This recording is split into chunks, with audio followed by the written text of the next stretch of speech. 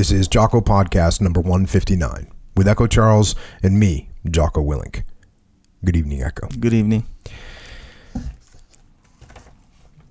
There's a terrible feeling in the gut that I've only felt while I was overseas in Iraq. And it's this deeply distressed kind of sick feeling. And literally feel it in your gut, literally feel it in your stomach, in my stomach. And it's not the fear. It's not fear. It's not the fear of death. Because when you get to a point when you kind of accept that death is a possibility and you're okay with it, then that fear kind of goes away. And it's not the fear of one of your guys being wounded or killed. It's not that either. Because even that fear, you kind of get a control of that fear. Because you know you can't dwell on it. Because you know if you dwell on the fear of one of your guys getting wounded or getting killed, then that's going to detract from the very thing that you're supposed to be doing that will most likely prevent your guys from being wounded or killed. If you're dwelling on that fear, you won't be doing the things you should be doing, like planning and training and preparing and inspecting and reviewing and leading.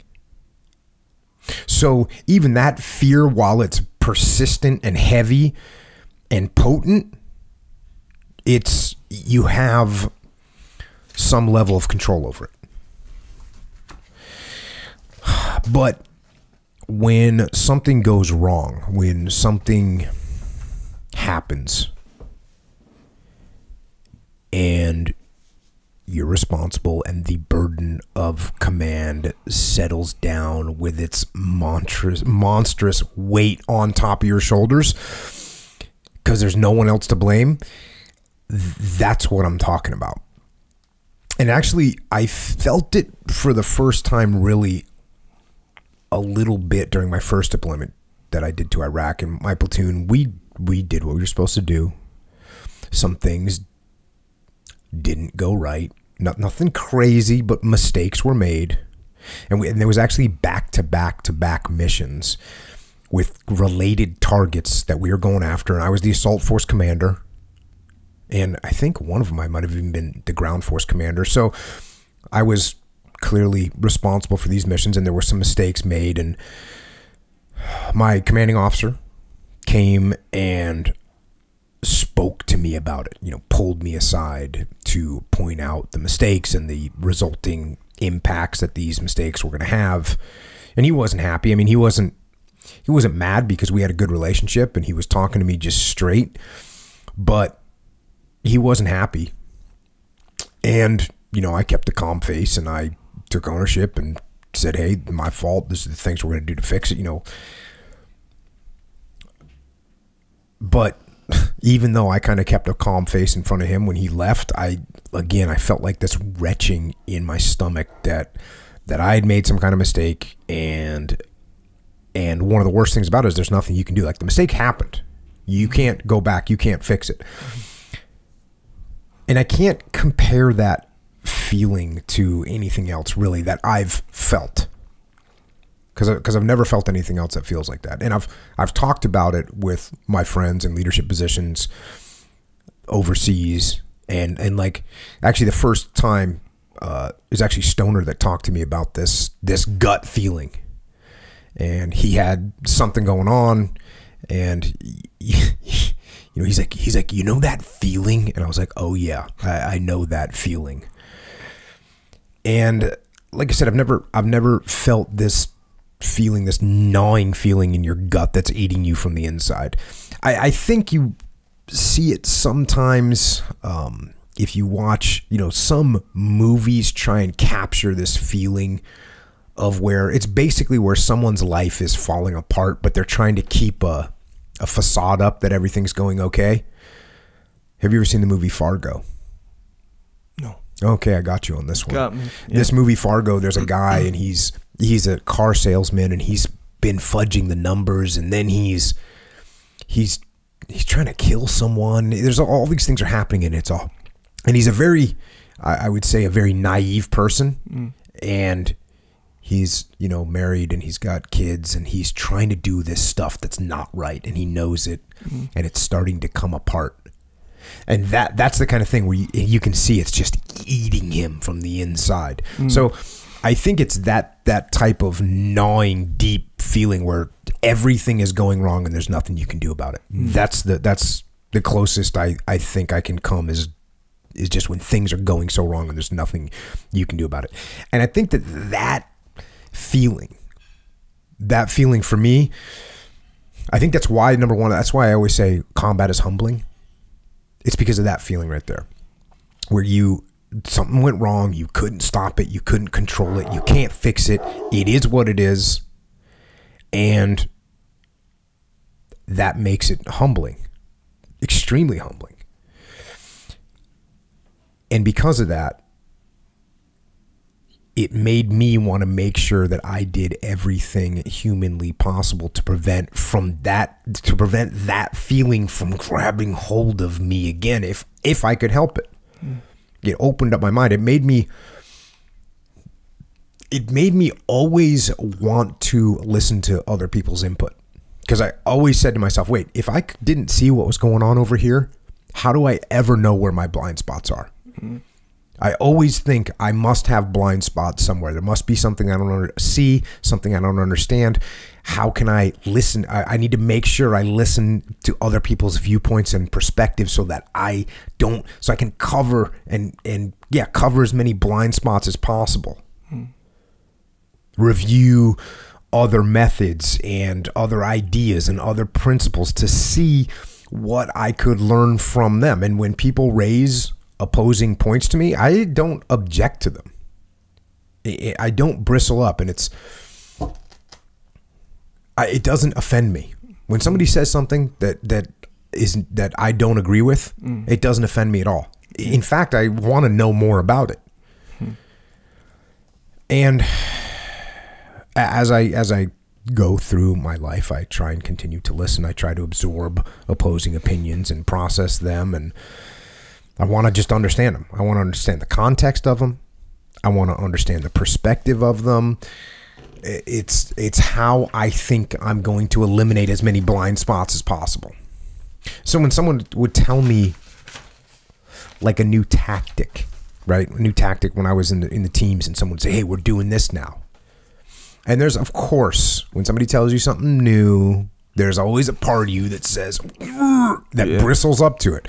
And again, those humbling situations, that feeling in my gut that I didn't want to feel, it pushed that ego down, because I actually want to hear what your idea is. I want to hear if this is a blind spot I haven't noticed. I want that idea to work. I want to see how it works. I want to see if it works. And sometimes they would work, and I would learn something. Sometimes they wouldn't. You know, sometimes it would reconfirm the reason, and then that person would learn, hey, the reason we don't do what you're wanting to do is because of this. And so now I'm helping them with a blind spot that they might have. But either way, my goal was always to learn, to hear other people's viewpoints, and that's the way I remain today. Those other viewpoints are going to make me sharper. I'm going to read things so that I can see them from other angles, understand things from other angles. They can when you understand something from another angle, you can strengthen your position. Or you can leave your position if you realize that your position is wrong. And it's going to make me better. And it's making me better not for me, not because I want to be better, but for the people that are around me, the people up and down the chain of command that I'm trying to support them. So I can do my job better as a leader, as a follower, and as a person. And also so that I can, as much as humanly possible, avoid that wretched, seething, miserable feeling in my guts. So I was thinking a lot about that, and tonight we're going to explore some principles of war, actually called general rules, by this individual, Machiavelli. This is the Machiavelli, Niccolo Machiavelli. This is the guy that wrote The Prince. He's got all kinds of great quotes out there. It's better to be feared than loved if you cannot be both. He's got never was anything great achieved without danger. Here's one. If an injury has to be done to a man, it should be so severe that his vengeance need not be feared. That's pretty ruthless. Here's another one. Hence it comes about that all armed prophets have been victorious, and all unarmed prophets have been destroyed. And one more quick quote is you can just Google Machiavellian quotes and you'll find a bunch of great ones. Men rise from one ambition to another. First, they seek to secure themselves against attack. Then they attack others. And that's actually from The Prince, which is his most famous book. And if you think about the process of being a human being, that right there is very accurate. And you can really see that with accuracy if you overlay that on jiu-jitsu. First, you seek to secure yourself from attack, and then you attack others, right? When you're rolling, at first, when you first start, you're just trying to defend. You're just trying not to get choked. And then eventually you can stop from getting choked, and you can stop from getting arm locked, and then you start trying to attack other people and arm lock them. So that's Machiavelli. And if you don't know anything about him, he was an Italian, really a politician and a diplomat. But on top of that, this was during the Renaissance period, and he's an actual Renaissance man. So he was a poet, he was a philosopher, he was a playwright, he was an author of books. Born in 1469, died in 1527. From 1503 to 1506, he was in charge of the Florentine militia. And when he was in charge of that militia, he didn't like mercenaries. Because he realized the weakness of mercenaries is that they're getting paid. That's why they're fighting. They're not fighting from their true belief system. So he raised and recruited a citizen army, and they were well respected on the battlefield. And they fought in some pretty good battles and won. But it didn't last forever. Florentine was eventually defeated and dissolved, and Machiavelli was accused of conspiracy and tortured. And of course, whenever I go down a lot of rabbit holes, but I went down that torture rabbit hole for a little while yesterday, and they were pretty brutal about it. But they thought he was a conspirator or whatever. He even after torture, they couldn't get it out of him. They eventually just exiled him, and that's when he wrote his book, The Prince, which I'm sure we'll cover on here at some point. This is where the word Machiavellian. That's kind of, it usually refers to his book, The Prince. And usually that word nowadays is used to describe someone that's kind of scheming and unscrupulous. If you look it up in the dictionary, it'll give you a definition along those lines. Like someone that's trying to snake and make things happen. But, and like I said, I'm sure we'll cover that book at some point. But after that, he wrote another book, which is called The Art of War. And it's definitely a really good book. We will probably parse through the entire thing at some point. But one thing that's good about it is in the end of the book, part 7 of the book, and that's the last part of the book, he basically breaks out the most important principles from the book, which makes it pretty easy and straightforward to explain them. And then you can get the details on them. Like I said, I'm sure we'll get granular at some point on it. But here's what he says in this book.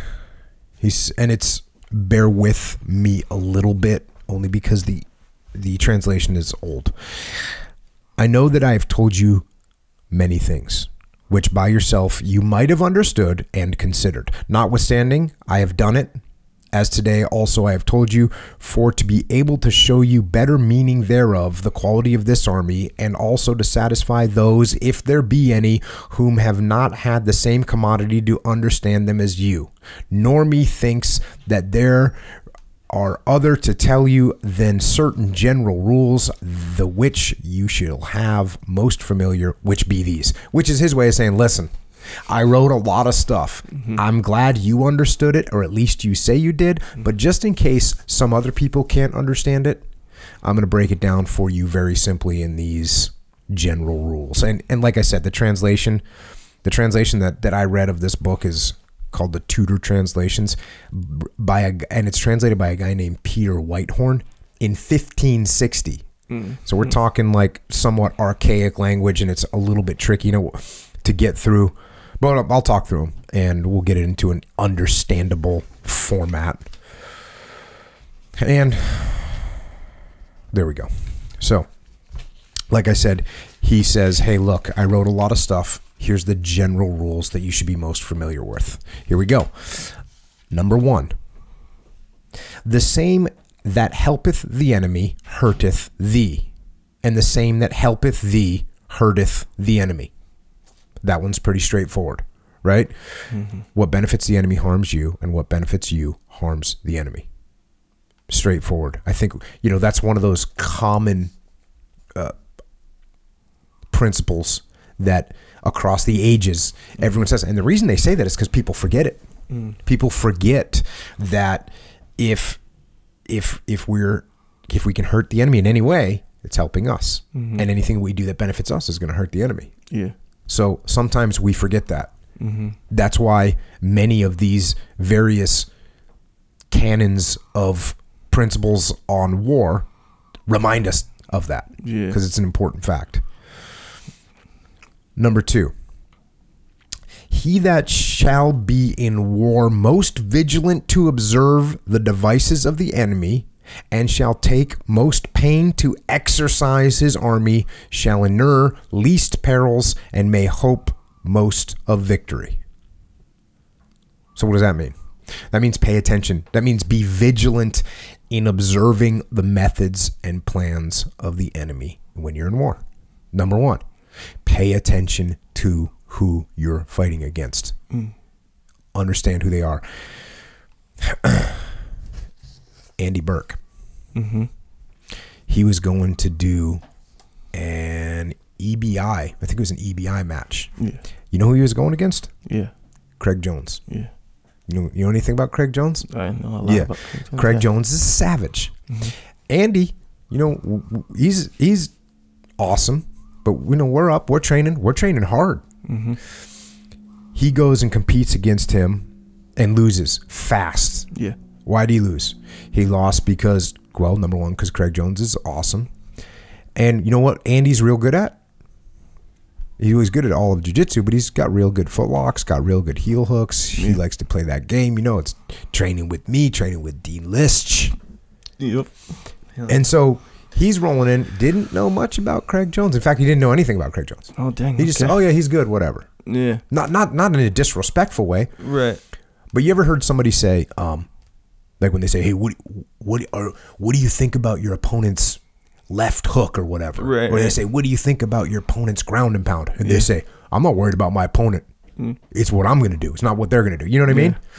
And I don't mean that in a bad way. I'm not trying to say Andy was cocky. Right. But Andy's thing was like, look, I do jiu-jitsu. Yeah, that was his approach. Yeah, like I do jiu-jitsu. And hey, and also there's a little bit of like, hey, well, you might go against this guy, but he might get hurt, or you might have this or whatever. You know what I mean? So Right. And it was a tournament as well. So you can't really get focused on one guy. You're going to be fighting 3 or 4 guys in one night. You just got to get your jiu-jitsu game up. Yeah. So Andy rolls in, and he went right into Craig Jones's game in seconds.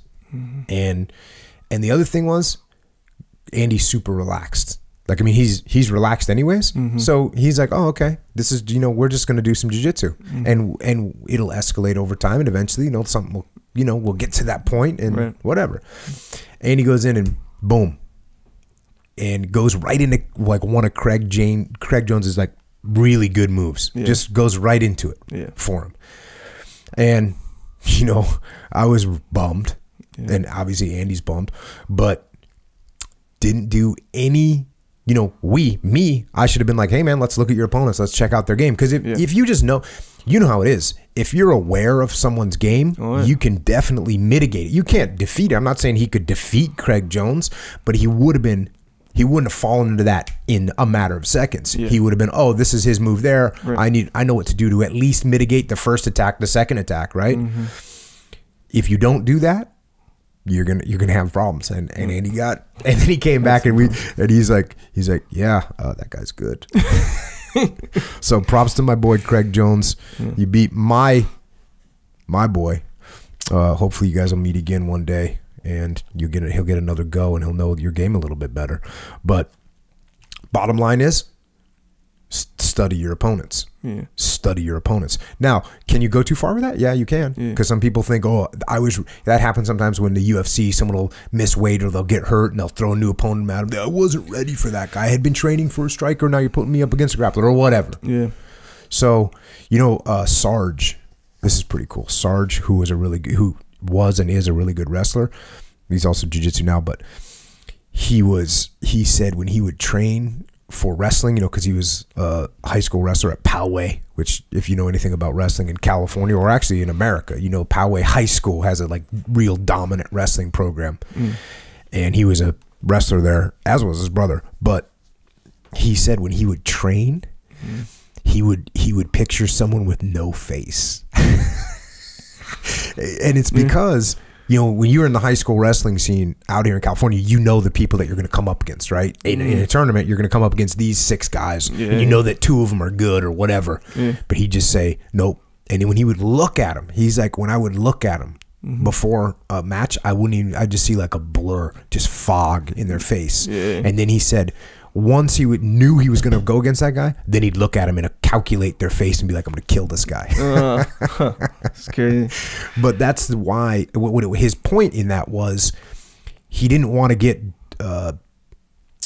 his mind offset by, it's not who I expected it to be. Right. So he wouldn't have any expectation on who it was going to be. He was just going to get in the murder mode. And then when he finally realized that they're walking out on the map, but then he'd look at their face and go, okay, this is the guy I'm going against, and I'm going to kill him. Yeah.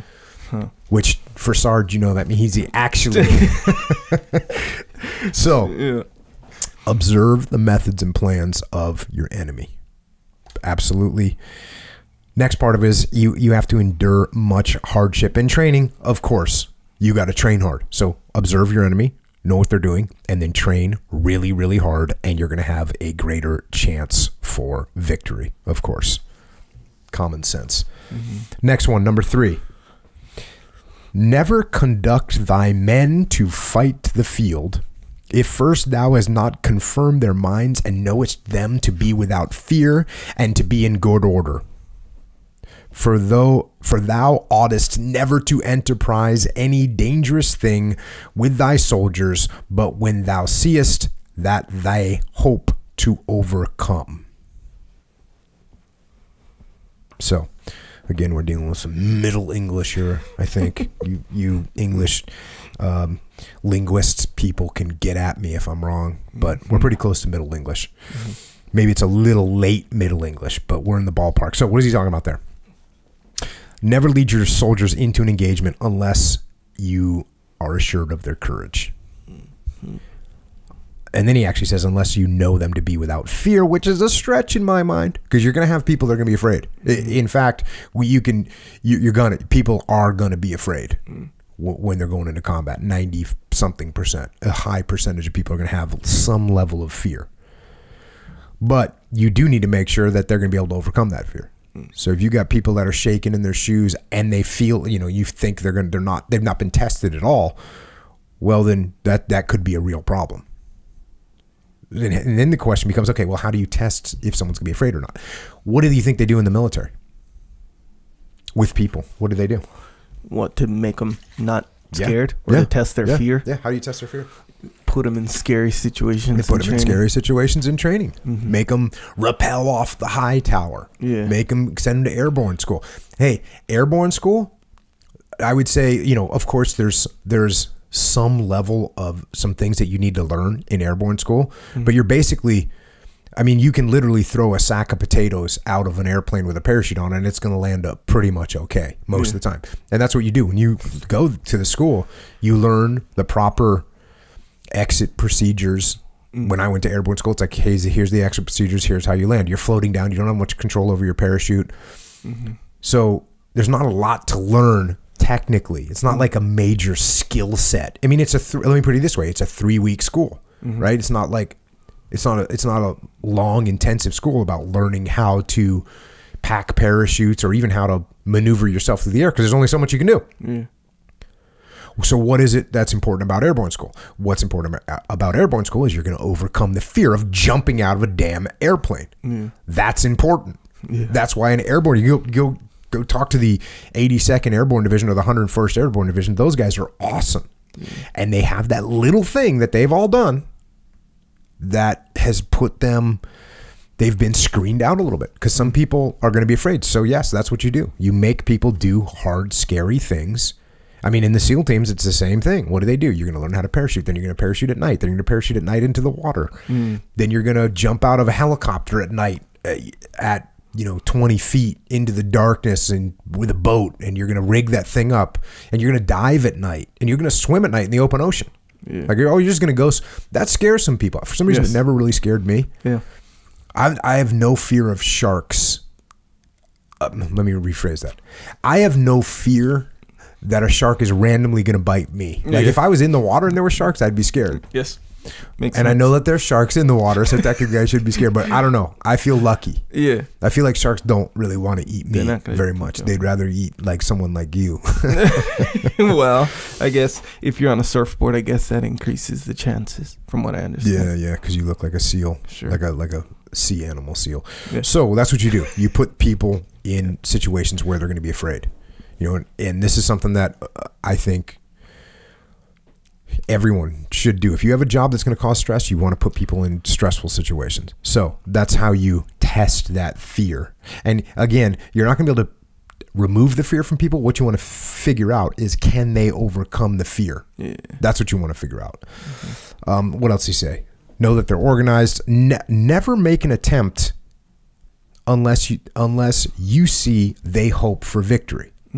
So you got to convince, if you're telling your guys like, hey, we're probably going to lose. Yeah. You don't say that. You say, look, it's going to be hard, but there's a chance we can take this. You know what I mean? Yeah. You got to get them in that attitude, not the attitude of like, oh, we're just going to lose. We're just going out here for no reason. Yeah.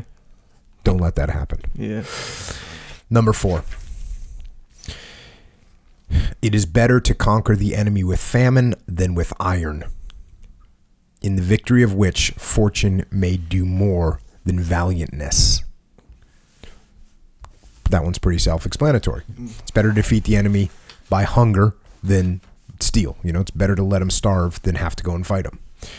And then he says, in such a victory, the fortune, like your luck, counts more than valiantness, which is cool, understandable. This is one of those things where you've heard me say before, the best victories are the victories where the person doesn't even know that you're fighting them. That's the best victory. And then if you can maintain your ego after you win and you don't gloat, then they didn't even register it. Yeah. Right? They didn't know they were in a fight. They didn't even know they were in a fight. Yeah. That's what you want. This is very similar. But this part, I'll throw a little back at it. In such fortune, victory counts more than valiantness. Yeah, good fortune's going to help, but guess what? We're going to make our own luck. Right? We're going to make our own luck. That's what we're going to do. We're going to make bad luck for the enemy. We're going to dry up rivers. We're going to dam rivers so they can't grow food. Yeah. That's what we're going to do. So we're going to cut off supply chains. That's what we're going to do. We're going to make fortune favor us. Yeah. Number 5. No purpose is better than that which is hidden from the enemy until you have executed it. Boom. Pretty straightforward. No plan is better than that which you have concealed from the enemy until the time you execute it. No doubt. True in life, true in business, true in jiu-jitsu. That's what just essentially the element of surprise. Element of surprise. Yeah. If your enemy doesn't know what you're going to do, Yeah. and then you're done, and they go, "Oh, that was a nice arm lock," Yeah. or "Wow, you really took over that market share, and I didn't see it coming." Yeah, yeah. If you don't see it coming, that's really it, right? Yeah. If they see it coming from a mile away, it's like, Yeah, you can still do that sometimes. Dean does that. Yeah, but we talked about that, but he does different things though. Like, Yeah. He'll like Many steps. Yeah. He'll tie up your defenses while it's on. When you see the incoming, Mm-hmm. he ties up all your defenses like as it gets close. Number 6, to know in the war how to understand occasion and to take it helpeth more than any other thing. To know in war how to understand occasion and take it helpeth more than any other thing. What does that mean? That means one of the best skills you can have is knowing how to recognize a good opportunity in war or in life and take advantage of that opportunity. That is more beneficial than anything else. And you know what? The biggest and most blatant example where you see this? Well, your kids aren't old enough, but with kids. Mm-hmm. Just kids. Kids have so much opportunity in life. Yeah. And they just don't take advantage of it like they should. Yeah. Right? Yeah. Yeah, I could see how that could be for sure. But I think that's because they have hard time life is, huh? connecting now and then the future, I guess that's the thing. Yeah. There's no doubt that they have. There's no doubt that they have that. Athletes. Yeah. Real good athletes, same thing. They have all this potential. Yeah. Anytime someone, well, not anytime, oftentimes some people that are given a gift. Yeah. It's just given to them. Mm-hmm. They don't have to work for it. Mm-hmm. They don't want to take advantage of it. They don't see the opportunity. They don't take advantage of the opportunity. Yeah. Whatever that skill set is. Yeah. Yeah. Almost like, when you give a kid a gift or money versus if they earn it. Yep. I think you covered that on Way of the Warrior Kid. Yeah, that's way covered on Way of the Warrior Kid. Yeah. So when you earn it, it's like the hard work sort of it takes, and you kind of appreciate it, and then whatever comes out of that. But yeah, if it's given to you, you run the risk of squandering it for sure, especially when the going kind of gets rough, Mm-hmm. Yeah. No doubt. Next. Nature breedeth few strong men. The industry and the exercise maketh many. What does that mean? That means, nature makes very few strong, brave men. But hard work and training makes many. Boom. You gotta work for it. Yeah. You want people to be brave. You want people to be have courage. Make them strong. Make them work hard. Yeah. That will absolutely increase their bravery. Remember that question we got asked a while ago about how do I make my unit? The guy was in a military unit. How do I make them proud? How do I increase their level of pride? Train hard. Yeah. They will get physically stronger. They will get mentally stronger. And from that, they will start to take pride in themselves and pride in themselves as a unit. Mm-hmm. 8. Discipline may do more in war than fury. Figured you'd like that one. Yeah, I kind of like that one. Discipline counts more than fury in war. Discipline counts more than fury in life. I'm not discounting emotions. Yeah. I'm not doing that because you can't. Because sometimes, man, people's emotions, they will carry them through a really tough time period. That's why in Discipline Equals Freedom in the field manual, I talk about how you got to use them both. You got to use logic and you got to use emotions. And when emotionally it doesn't make any sense or you're going to break emotionally, you got to go with the logic of the situation. Like, I got to drive through this. And vice versa. Sometimes the logic is like, this makes no sense whatsoever. You got to turn to the emotional side. But discipline, he says, may do more. And he's right. It's not 100%. It's not like discipline. Because if you have people that are just disciplined, but they have no heart, they have no emotion, how good are they? Mm-hmm. They're not that good. Yeah. They're not as good as the person that has both. Yeah. They're not as good as a person that has discipline and a little bit of fury. Yep. They can kind of get crazy when they need to. But in MMA, you see this. You'll see someone when they're young and they'll lose some fights because they'll sit someone down or whatever, and then they'll just go crazy trying to catch them and they'll get caught in a triangle. Yeah. You have to maintain your discipline. Even during the actual battle, you have to maintain your discipline. You can't let the fury get a hold of you. Yeah. Too much.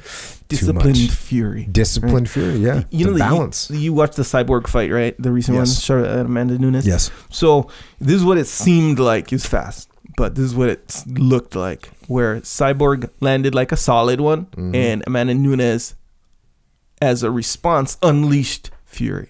Like some legit fury.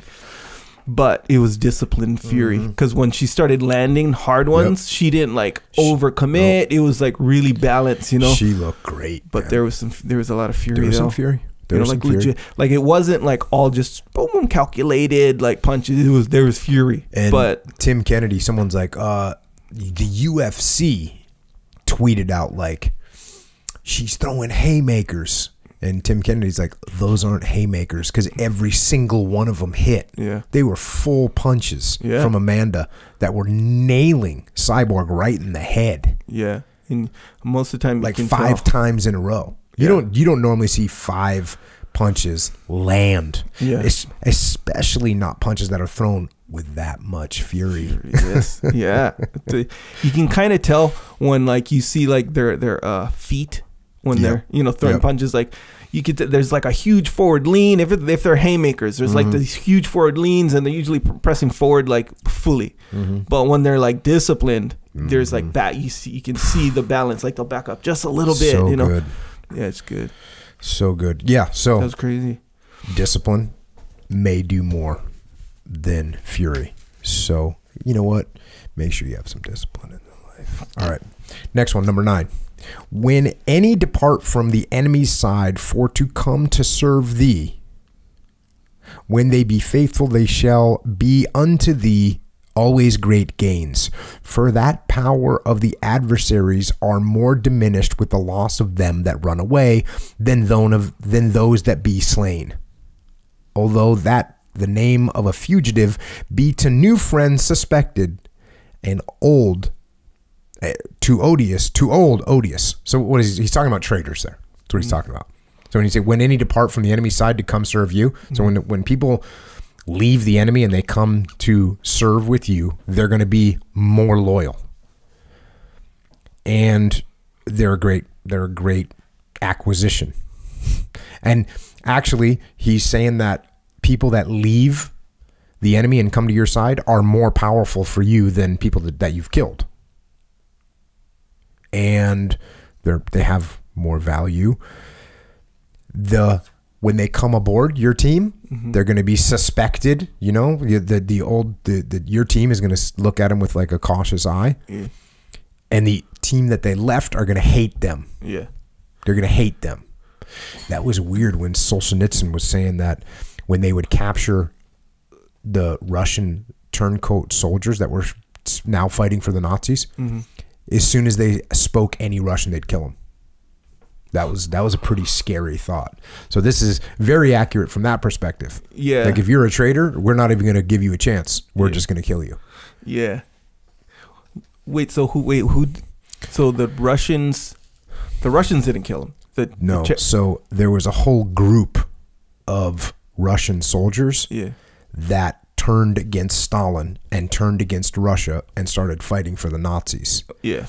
And so when the Russians would capture those, what they considered to be traitors, as soon as they heard a soldier speaking Russian, they'd kill him. The Nazis, you mean? They were Russian soldiers fighting for the Nazis. Was it Vassal? That was the guy's name. Yeah. So there was a Russian general that was the leader of that whole group. The Vassal Army, I think, was the name. Yeah. And so when Stalin's Russian actual red soldiers would capture these traitors that were fighting against them now. Yeah. They would, if they heard them speaking Russian, they'd kill them. So this is, from that perspective, it's accurate. Yeah, I wonder why they're more valuable, you think, because what? Because Or what? Or loyal. You said loyal, right? Too. Well, the Russian soldiers that were now fighting for the Nazis, they would fight to the death because they knew that they were dead anyways if they got captured. Yeah, like if they got So yeah, they would fight even harder. The thing that I'm not sure about this is, well, I guess I agree with it. I do agree with it. When someone's a traitor, you're suspect of them, right? Yes. You know, you're just like, cheater, hey, if you're a cheater, you're a traitor, I'm suspect of you. Yeah. So it's going to take a little time for me to actually trust that you really came to my side. Yeah. But I guess like when you think about just like how you said, you know, they know they're dead anyway kind of thing, where it's like, okay, let's say me and you were enemies or whatever, and one of my guys goes to you and says, hey, I give up. I'll help you. I give up. You're like, okay, he gives up. I get it. Yeah. And let's see what he has to offer kind of thing. Yeah, but I'm suspect. Yeah, but you're suspect. But let's say a guy in your team used to be on my team. And I know that. I'm pissed at that guy. Yeah. And then he gives up now to me, to my guys. Like my guys see him or whatever, and he's like, hey, I give up. I'll help you. Oh, no. You don't give up. You're dead. Yeah. So it's like that. Like how you say they know they're dead anyway. That's exactly what the Russians did to the vassal soldiers. Yeah. So you traded? Okay, cool. You're dead.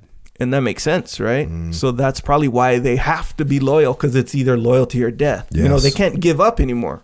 If I am not a traitor, I can give up and be POW, be whatever. I can give up. I have that option. Traitor who already made the trade, he doesn't have that option. That's why he's loyal. He has to be loyal. Yeah, at a minimum, he's going to fight to the death. Yeah. And it's interesting too that traders are, you know, in the business world, because in the business world, you know, everyone's always recruiting. There's limited number of the human capital limits in the world, and we can only get so many people that can do this job. And if you have skills in that job, you get recruited all the time. And so that hurts when they leave, and that's why. And just to kind of close the loop on this, when they leave, almost all the time the reason that they're leaving is because of leadership, or I should say lack of leadership inside their organization. So if you have a problem hanging on to people in your organization, it's most likely a leadership problem, not a comp problem, not a midlife crisis problem for the employee. It's a leadership problem, because good people will stay with good leaders, and if there's not good leaders, they're looking for another job, they're looking for another way, they're looking for another opportunity. Yeah, makes sense. Leadership. Get some. Number 10. Better it is in pitching the field to reserve behind the first front aid enough than to make the front bigger to disperse the soldiers. What that's saying is it's better to keep your reserves keep some reserves just behind the front lines rather than spread out your reserves and take on a bigger front, try and hold more area. It's better to, you know, this is prioritize and execute, right? Keep your focus of effort, even with your reserves. Keep focus of effort. Keep them consolidated so you can utilize them well. Next up, number 11. He is difficultly overcome, which can know his own power and the same of the enemy. Okay, that was almost like a Yoda type. Sure. He is difficultly overcome. So what we're saying there is it's hard to overcome someone who knows how to recognize or knows and understands his own power and the power of the enemy. So what does that mean? Know your strengths and weaknesses. That's what it means.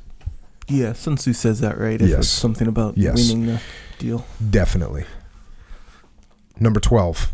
The valiantness of the soldiers availeth more than the multitude.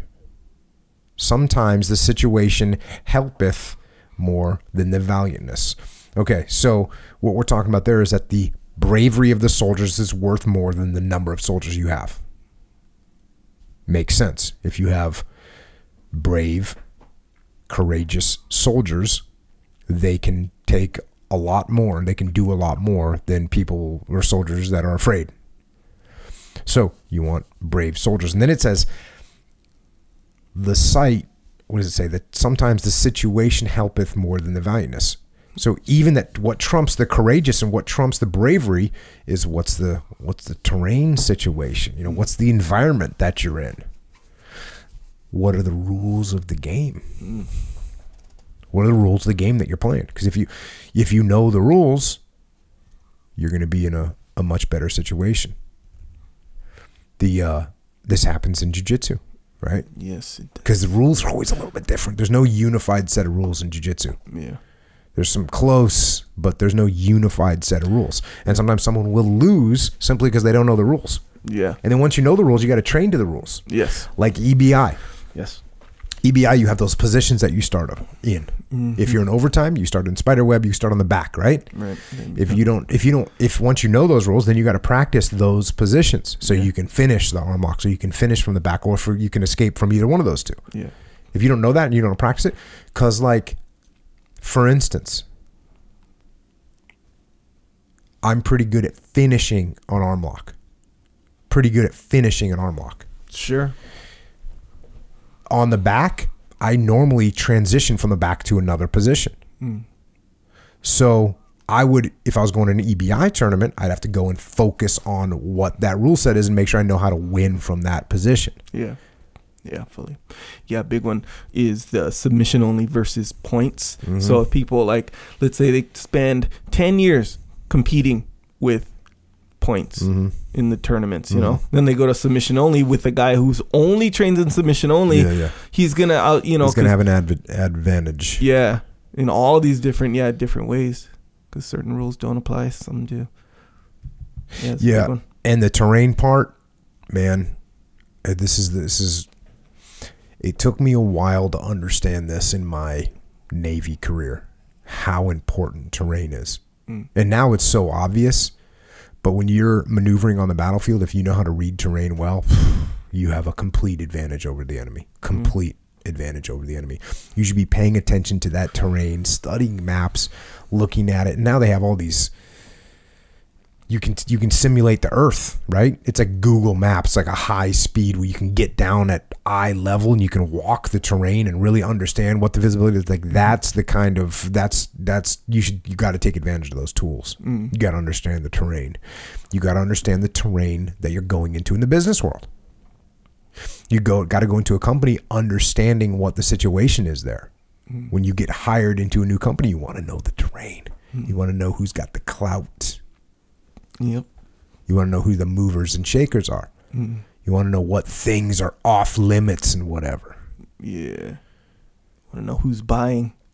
Who's like, buying, you know how they people always say this is a $1 billion industry, right?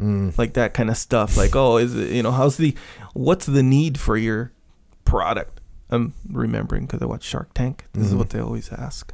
What was was this a particular product? Or No. Everyone. Like pretty much that's one of the things like they ask or they say. They'll be like, oh yeah, this is like 1 million, a million people own pets, and all these pets need this, So you see what I'm saying? So they got to know the terrain in that way. Yeah, that's true. If they don't know how many people have pets, then they don't know how many people going to buy that shampoo, So you got to know that one. Dude, Shark Tank. Maybe we should just do a leadership show about Shark Tank and what you've learned from Shark Tank. Oh, sure. Next up, number 13. New and sudden thing make armies afraid. Slow and accustomed things be little regarded of them. Therefore, make thy army practice and to know with small fights a new enemy, before thou come to fight the field with him. Middle English coming at you. So what is that? Basically what we're saying here is, number one, new and surprising things frighten armies. New and surprising things frighten people. So on the opposing to that, customary and expected things they can handle. So what do you do? How do you properly mitigate that? Therefore, you practice and you fight small engagements to get them experienced before you go to battle on the big battlefield with them, with the enemy. That's what you do. Train hard. Don't dive right in. Get them used to the new technology. That's what you do. This is another good one with kids, right? You throw your kid into this scenario that they haven't been into before. You give them a little taste of it. Well, oh yeah, this is exposure therapy once again. Yeah. I get asked on the Warrior Kid podcast. I get asked every day. I get at least one question from a kid that's I'm afraid of. What do I do? Yeah. And I usually wait 2 or 3 podcasts before I answer the same question again, because it's kids. They got to get the repetition. They got to get the reps in. Yeah. But it's exposure therapy. You're afraid of something? Cool. Do a little bit of it, then do a little bit more. And that's unknowingly what I did in Way of the Warrior Kid 1 with him overcoming his fear of the water. I didn't know that was a real thing, not until Jordan Peterson was like, this is called exposure therapy. Or I guess I need to talk like Kermit the Frog to imitate Jordan, but he's like, yeah, that's exposure therapy. Yeah. Oh, okay. Next. Number 13. Now we're on to number 14. He that with disorder followeth the enemy, after that he is broken, will do no other than to become of a conqueror a loser. If you pursue a routed enemy in a disorganized manner, victory will be lost and you'll become a loser. Keep it under control. A la Amanda Nunez, right? Sure. She had the victory. And you ever seen that one real quick clip, and I forget who the fighter is that did it. It was in UFC. The guy takes a body shot and he keels over like he's about to like go down, and the dude comes running in swinging. And the dude that's keeled over like he's hurt just crack. He wasn't hurt. He was just faking it. Yeah, I think he was hurt. Talk about Scott. Maybe he was hurt, but he wasn't hurt as bad as he. Right. He's functional, apparently. Apparently, he's functional because he knocked the dude out. Yeah, it was the last name. His nickname is Drago. I know that. It's interesting that stuff doesn't happen more often. It's like trick football plays. Yeah. How come more trick football plays don't happen? Because they'd lose their trickery element of it. And sometimes there's a lot of risk involved. There's more risk than like a traditional play a lot of times. Yeah. Yeah, and it's like the rope-a-dope. Remember that? The rope-a-dope? Like Muhammad Ali? Yeah. You essentially like act like you're kind of hurt or tired or whatever, and then they punch themselves out, then you get them. But yeah, you got to be careful on that kind of stuff. So when you do have your enemy on the run, don't go after him crazy. All crazy. Keep it under control. Yeah. There's a play in football called the reverse, right? And I thought that because you just said, why don't they run trick plays? Because, I didn't play football. Yeah. And when you see the trick plays, then you think, well, that seemed to work pretty good. Why don't they do that stuff more often? Yeah.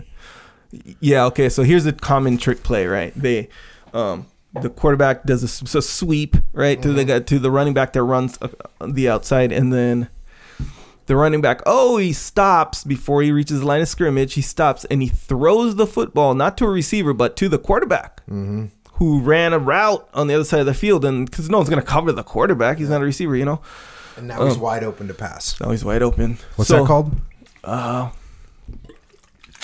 We called it pass back to the quarterback. So it'd be like 38 sweep, pass back to the quarterback. Okay, but I can see where there's risk in that one. Yes, because that's a running back. He's not a quarterback. So he got to nail that throw, which is really hard for a running back typically. But I'd say the one that would always work is, in Pop Warner anyway, it would always work, is the reverse. It's essentially like you do a sweep. Everyone's running this way to block for this running back. Everyone except for the one tight end or the wide receiver, whatever, who's coming this way, and the running back hands it off to him going this way. So he's full speed running this way. So everyone has to change direction to chase him. And usually that side of the field's wide open. It works way better in Pop Warner and younger teams because they don't know, like these situations, like they don't know. They just see everyone running there and they just sort of go, more than a professional. They're going to be like, wait, I shouldn't just be, but that was one I was like, why don't we just always run the reverse? Because every time this team that we played against, they'd always run it, and it always worked. I understand why if you ran it every time, then then the regular reverse or the regular play would become the surprise. But it seems like you could keep people guessing a little bit more. Those trick plays I always look at them and go, that was pretty creative and pretty good. Yeah. Yeah. I think you see it like kind of like I said, like when you go up in like skill, like if you go into the pros or whatever, trick plays don't work as good. They have to be really advanced trick plays. That's when you have you ever seen like the trick play that like where they like almost walk off the field? Yeah. And then they like walk over like there's something wrong with the ball or something. They like stand up and they'll be like, no, something's wrong, and then they just start running. Yeah. Yeah.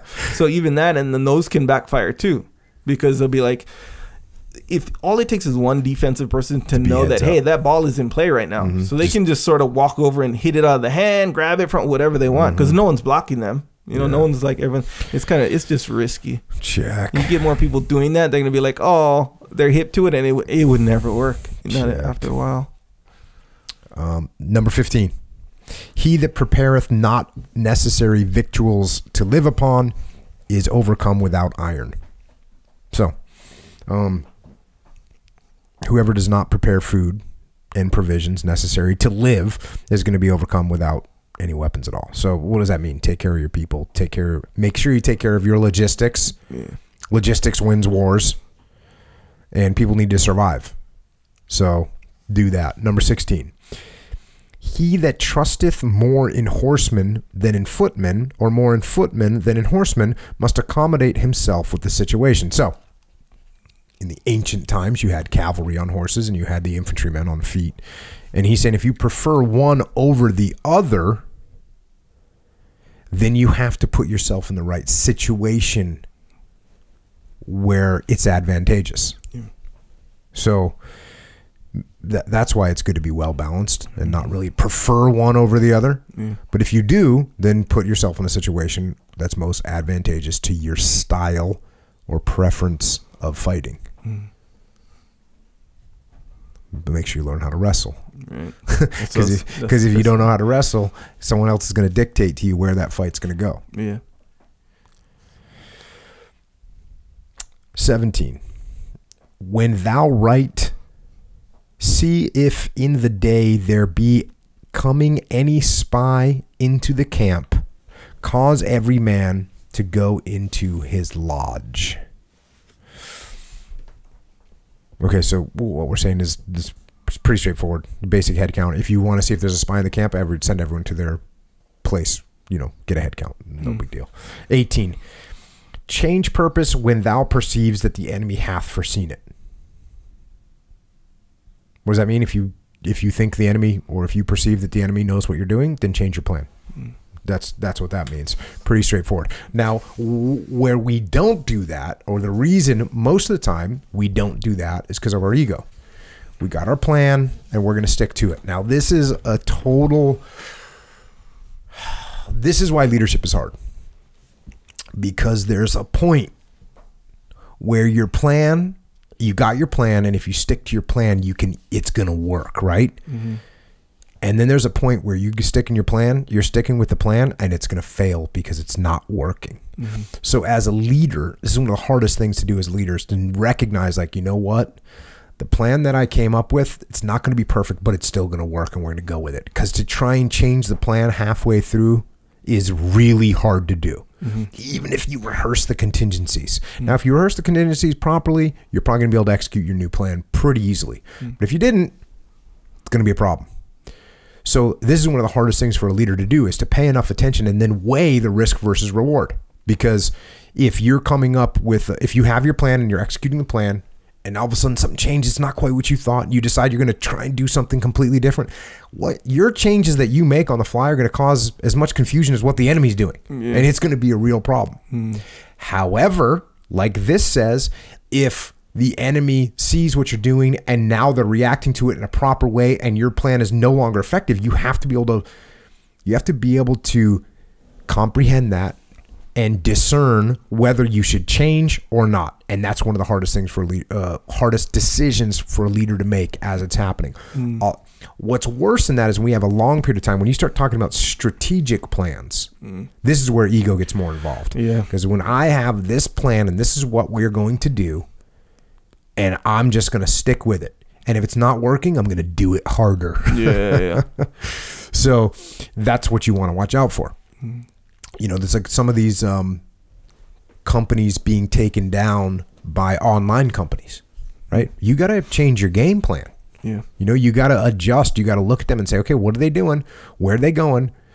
You know, Blockbuster. Like I've said this before, Blockbuster could have completely dominated Netflix. Yeah. But what did they do? No, we're just over here. Hey, people are going to keep coming to our stores. Yeah. You know, there's a certain feeling that you get when you come into a store and you get to look at and browse with the movies. It's almost like you get to pick up popcorn. Where are you going to get popcorn at your house? You know, people are going to want to keep coming into these stores. Yeah. Right? No, actually, they're not. Yeah. They already have popcorn at their house. Amazon delivered it yesterday in an hour, by the way. Yeah. Got to know your terrain, too, on that one. And yet, they had all the relationships with the movie places. With the what are those movie companies called? What are the production companies? What's it like? Sure. What's Warner Brothers? What is that? Yeah, production studio. Yeah, they had studio. They got the relationships with the studios. They could have been like, hey, we're going to start selling this stuff online. Yeah. And they would have said, well, that doesn't make any sense because it's going to be all jumbled up when it gets downloaded. Yeah, but it's going to get better. We're just playing the long game. Yeah, it's weird that Instead, they were thinking, you know, it's too hard to download a movie on the internet. It's going to be jumbled up. There's going to be buffering. No one even knew what did Netflix invent buffering? No, buffering is just an internet situation. Yeah, when it has to catch up. But do you remember 5 years ago? There was buffering on all kinds of stuff. Now there's hardly any buffering. Barely any buffering. I bet my littlest daughter doesn't even know what buffering is. She's in there just streaming. I'm sure she knows what it is, but she's never witnessed it. Yeah. Well, then again, you know, you get bad service somewhere. Yeah. You know, get some buffering. They weren't wrong. They were wrong, Blockbuster. Mm-hmm. But they just, the whole idea of like people like coming into Blockbuster and browsing the movies and buying. The thing is, that's true. Like we did like doing that. Yeah. But it's because we didn't have a better option. Yeah. You know, like when you go, like even going to the store, sometimes it's kind of cool and fun. You know, sometimes, but most of the time, at the end of the day, I'd rather press a button than go to the store. I'd rather press a button too. Every single time.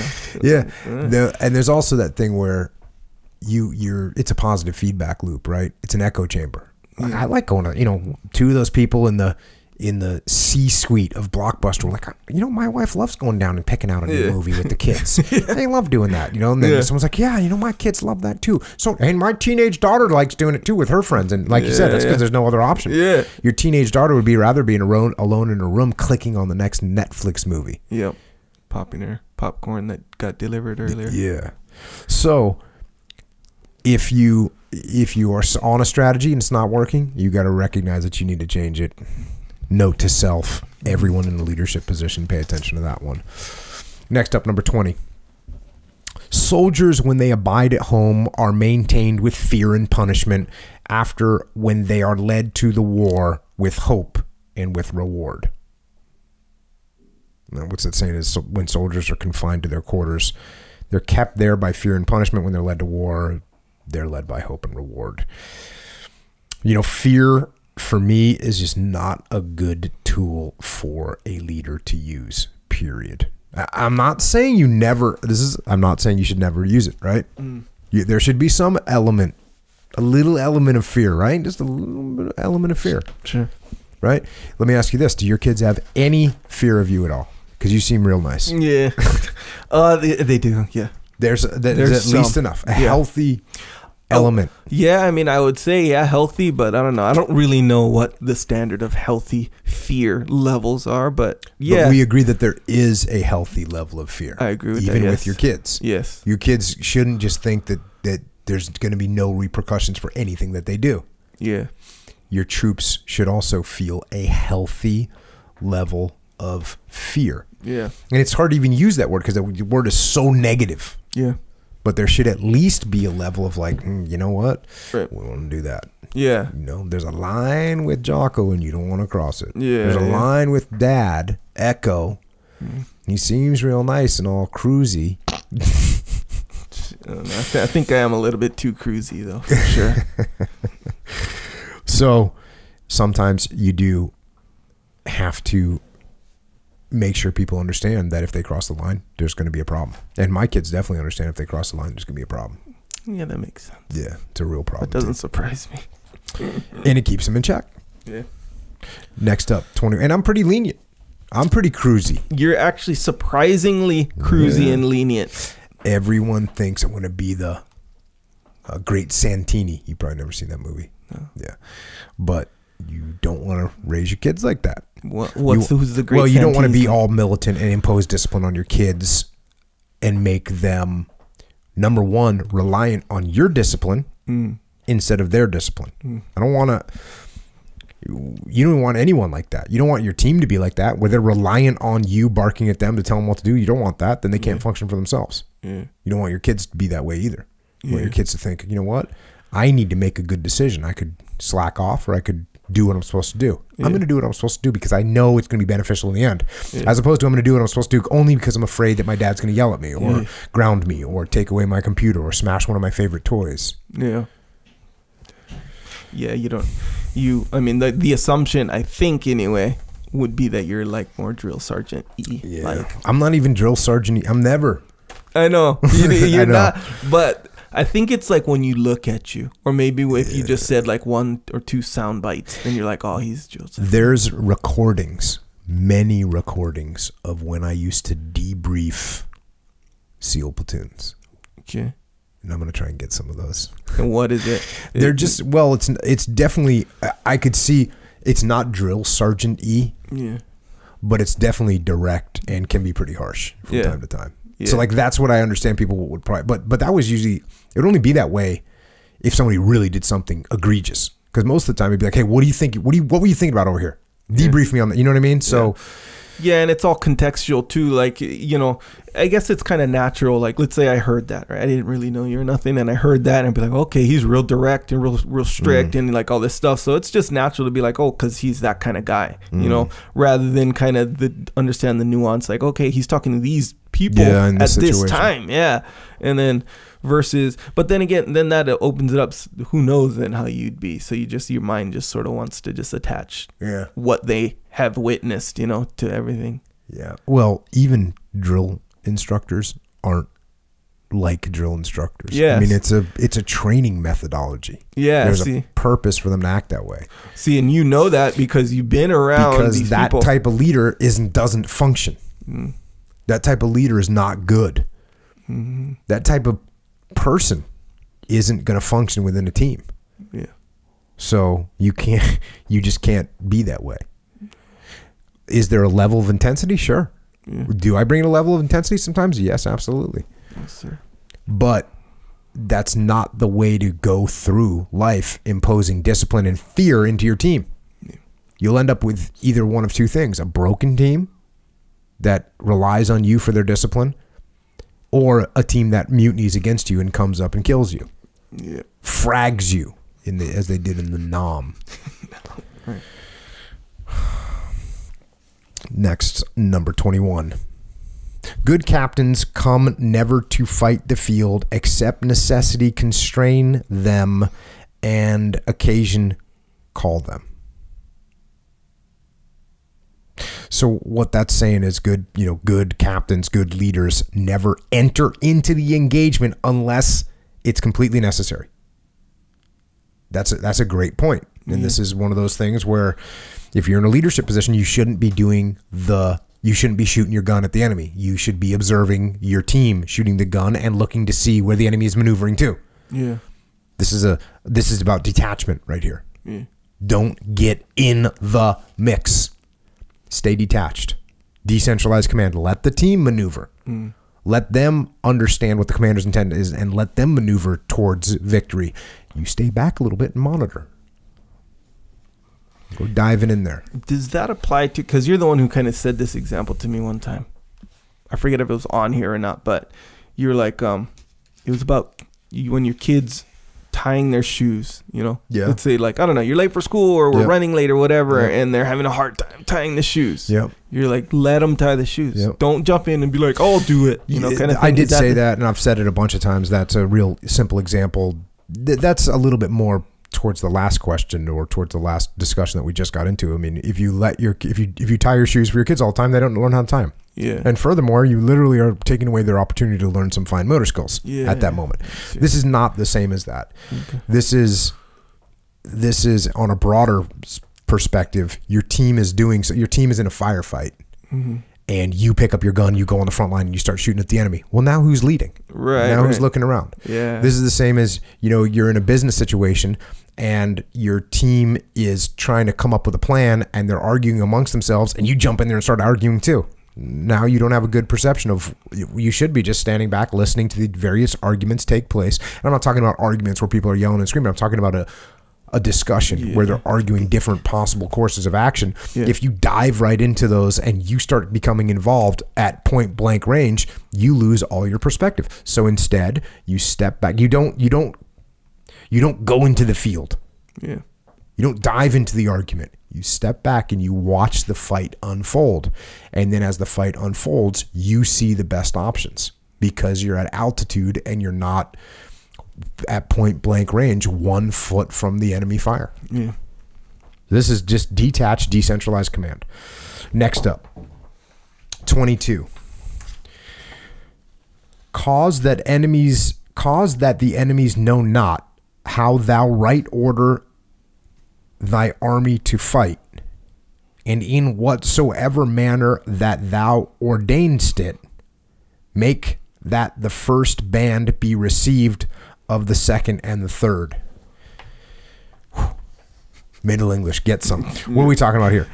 Well, cause your enemies know not. So that means you don't want your enemies to understand how you're going to organize your army to fight. That's what this is. You want to confuse your enemy. You don't want them to know exactly what you're going to do. And then the second part, make that the first band may be received to the second and third. I'm pretty sure, I'm not 100% sure, but I'm pretty sure that that's just talking about mutually supporting positions. So you want to set your team up so that they can support each other. So confuse the enemy, don't give up the plan, and set your teams up so they can help each other. Once a team is alone and unsupportable, they're alone. Try not to let that happen. 23. In the fight, never occupy a battle to any other thing than to the same for which thou hast appointed it, if thou wilt make no disorder. It's a good day. It's modern English appreciation day. Yeah. What makes it hard too is they spell even words that they spell them all different. And just so you know, you're looking at this, I actually tightened up some of the spelling and made some of the spelling more modern because I just couldn't. It was harder to track, man. Yeah, it's harder to track. Again, this thing was interpreted from Italian in 1560 by George Whitehead was getting after the translation. Yeah, so it's interesting, and this is the same thing. I said that when we did Shakespeare. And I'll need to do more Shakespeare, but people think, I should just understand Shakespeare. You're not going to understand Shakespeare. Yeah. It's almost a different language. Yeah. So you need to actually break it down like we're doing with these various statements. So what this one is saying is don't use a company, don't use a unit for a purpose other than what you've assigned it, unless you want to cause disorder, unless you want to cause chaos. So you've got your team, they're assigned to do this, let them do that. Now, obviously that can be problematic. So we need to mitigate that because there's times when your team is going to have to do something that you don't want it to do. Yeah. And so I'll give you a little example. When you're doing an assault on a target, you have two elements, the base element and the maneuver element. The base element is going to stay in position. They're going to sneak up on the target. And then the maneuver element's going to sneak over to the flank. And then the base element's going to start firing massive firepower at the target. And then the maneuver element, after a little bit, will stand up and start to go through the target. They shift fire off the target. And then you clear the target. So when I was a young kid in the terms back in the day, so we would let's do this. Yeah, so we're gonna hit this target. We're gonna do a fire and maneuver on this target, base and maneuver. So what we would do is say, okay, let's take all of our heavy machine guns and put them in the base element, and then the guys with the little pea shooters the little M16 pea shooters, all those guys will be on the assault because they're light and they'll be able to maneuver really quickly get to the target and then go through the target. Makes perfect sense. And I remember the first time I presented this type of plan to one of the old guys from Nam. He's like, no, don't do that. Why not, Master Chief? This way we have more firepower in our base and our maneuver guys can maneuver more quickly. Here's the problem. When that maneuver element is going towards the target, what happens if they get compromised and contacted and now they're the ones that have to lay down their base? They can't get up and move because they're being shot at. So guess who has to move? The base element has to move.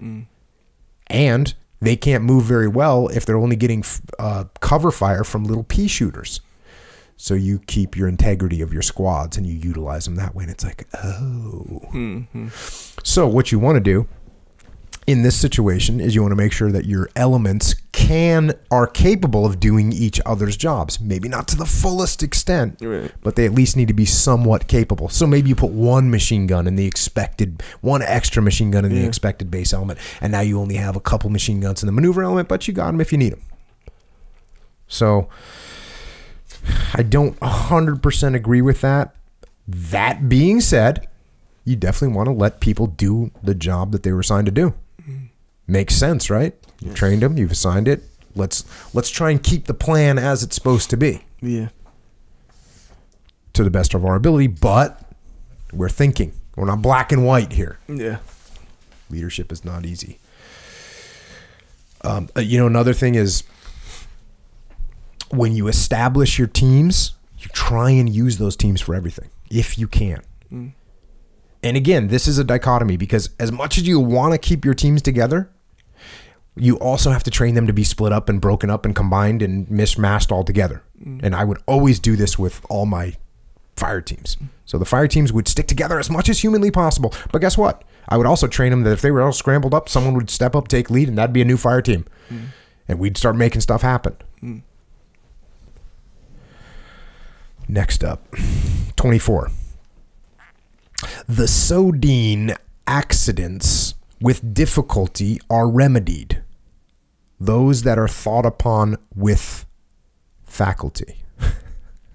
I had to look up Sodine because I couldn't even get a clue on what that one was, but it's some sort of leader or a ruler. It's actually a ruler. And this is so he's saying the Sodine accidents, the leadership accidents with difficulty are remedied, are hard to fix. When leadership screws up, it's hard to fix. Those that are thought upon are with difficulty are remedied if you use your head quickly. So yeah, there's going to be leadership problems and they're hard to fix unless you think and think quickly.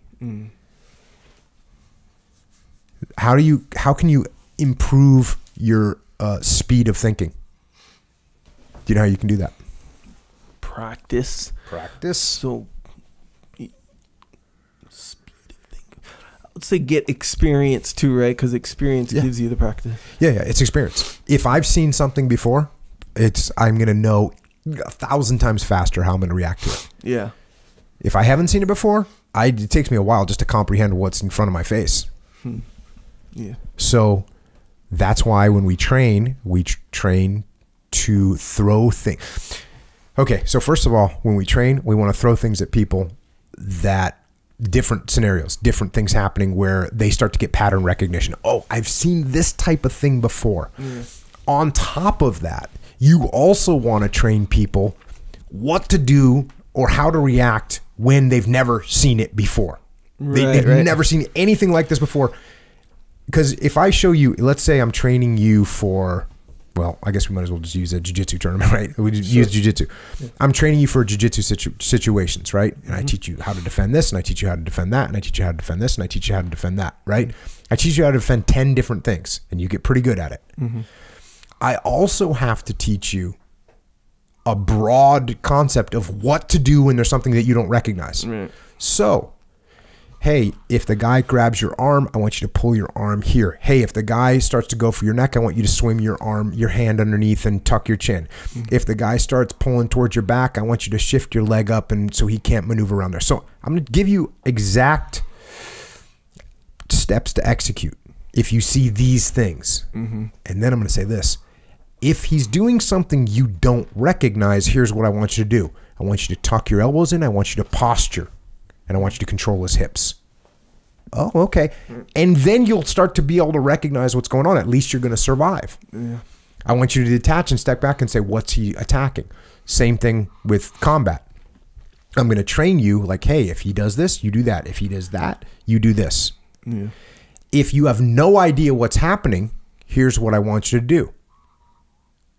Get into a 360-degree perimeter.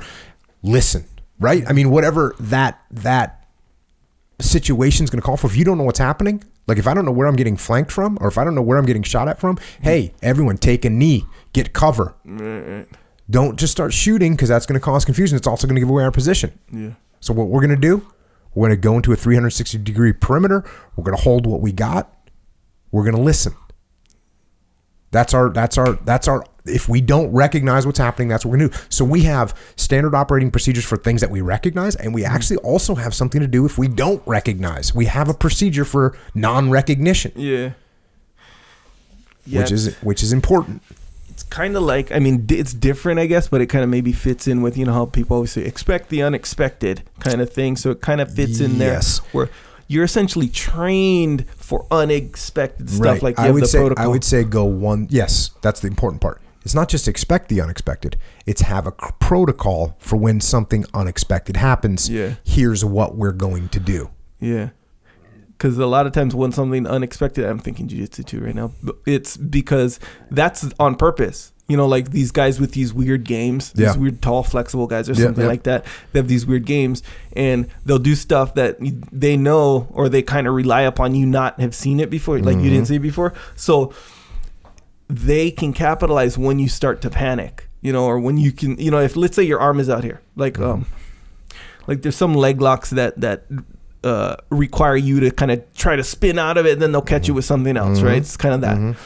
So if you have a protocol that's just like, I don't know, whatever the protocol is, safety protocol, you know, it not only keeps you safe, just in statistically speaking, you know, chances are it'll keep you safe, but it'll jam up their game overall, you know, especially these people that they capitalize on you panicking and not knowing what to do. You know, and you want to have some kind of a reset position. And I used to use this with fighters like, hey, here's your reset position. Like, just get to here because you're comfortable there. Get them under control their hips, whatever. Yeah. Combat, same thing.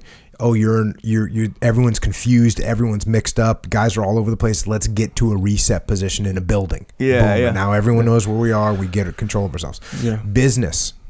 Same thing. We got scenario that we don't know what's happening. You know what? General quarters. Like, hey, we're all going to go to our normal positions. We're going to stand by because we don't know what's happening right now. Right. So you got to have not just to expect the unexpected. You've got to have a protocol to follow when something is occurring that you don't understand yet. Yeah. Some kind of a reset position.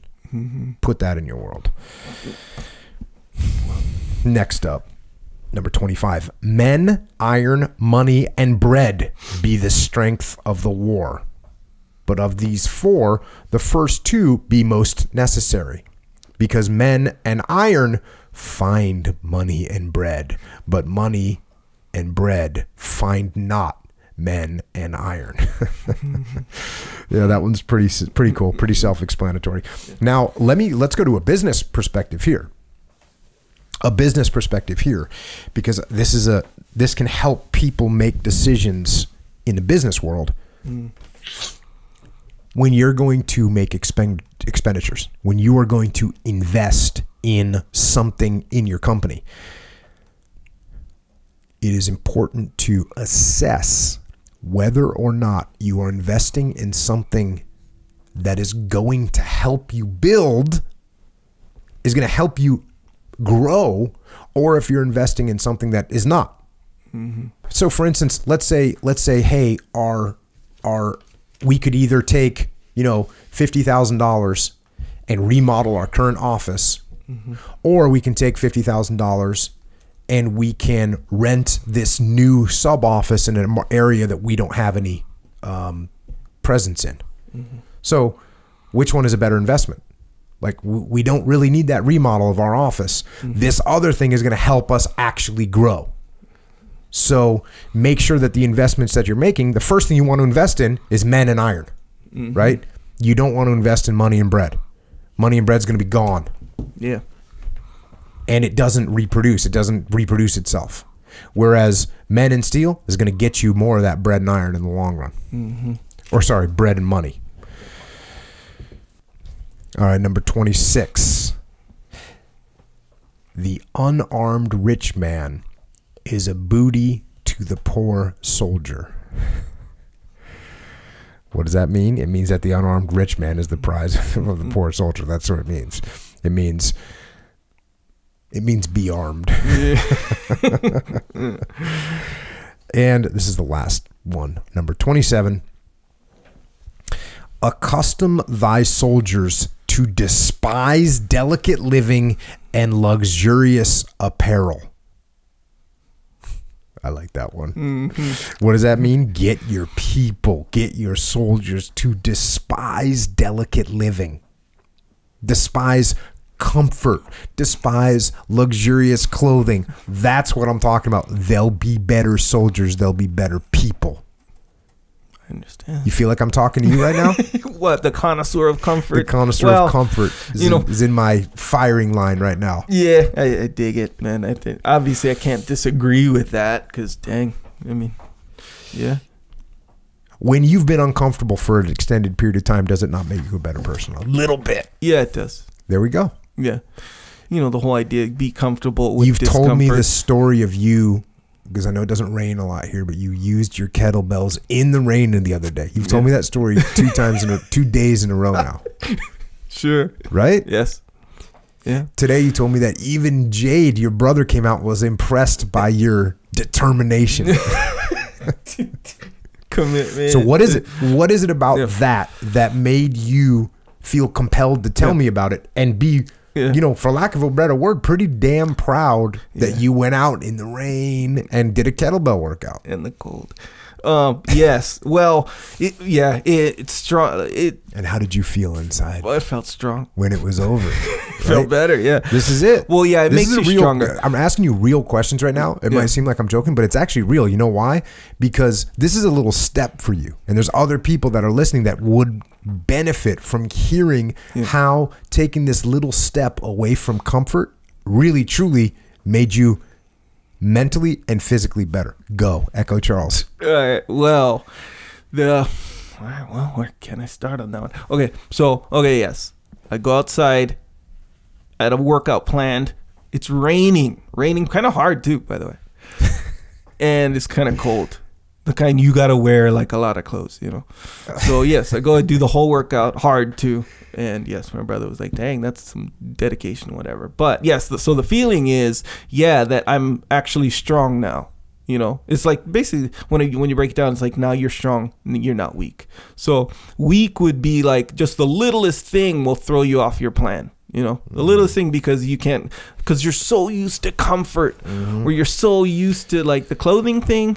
I mean, yeah, that's kind of weird too. Like if you always got to be wearing like nice clothes, otherwise like you don't go out or something. I don't know, but it's kind of the same. It seems like the same concept. But yeah, if you can endure that stuff, then how do you feel when you're done?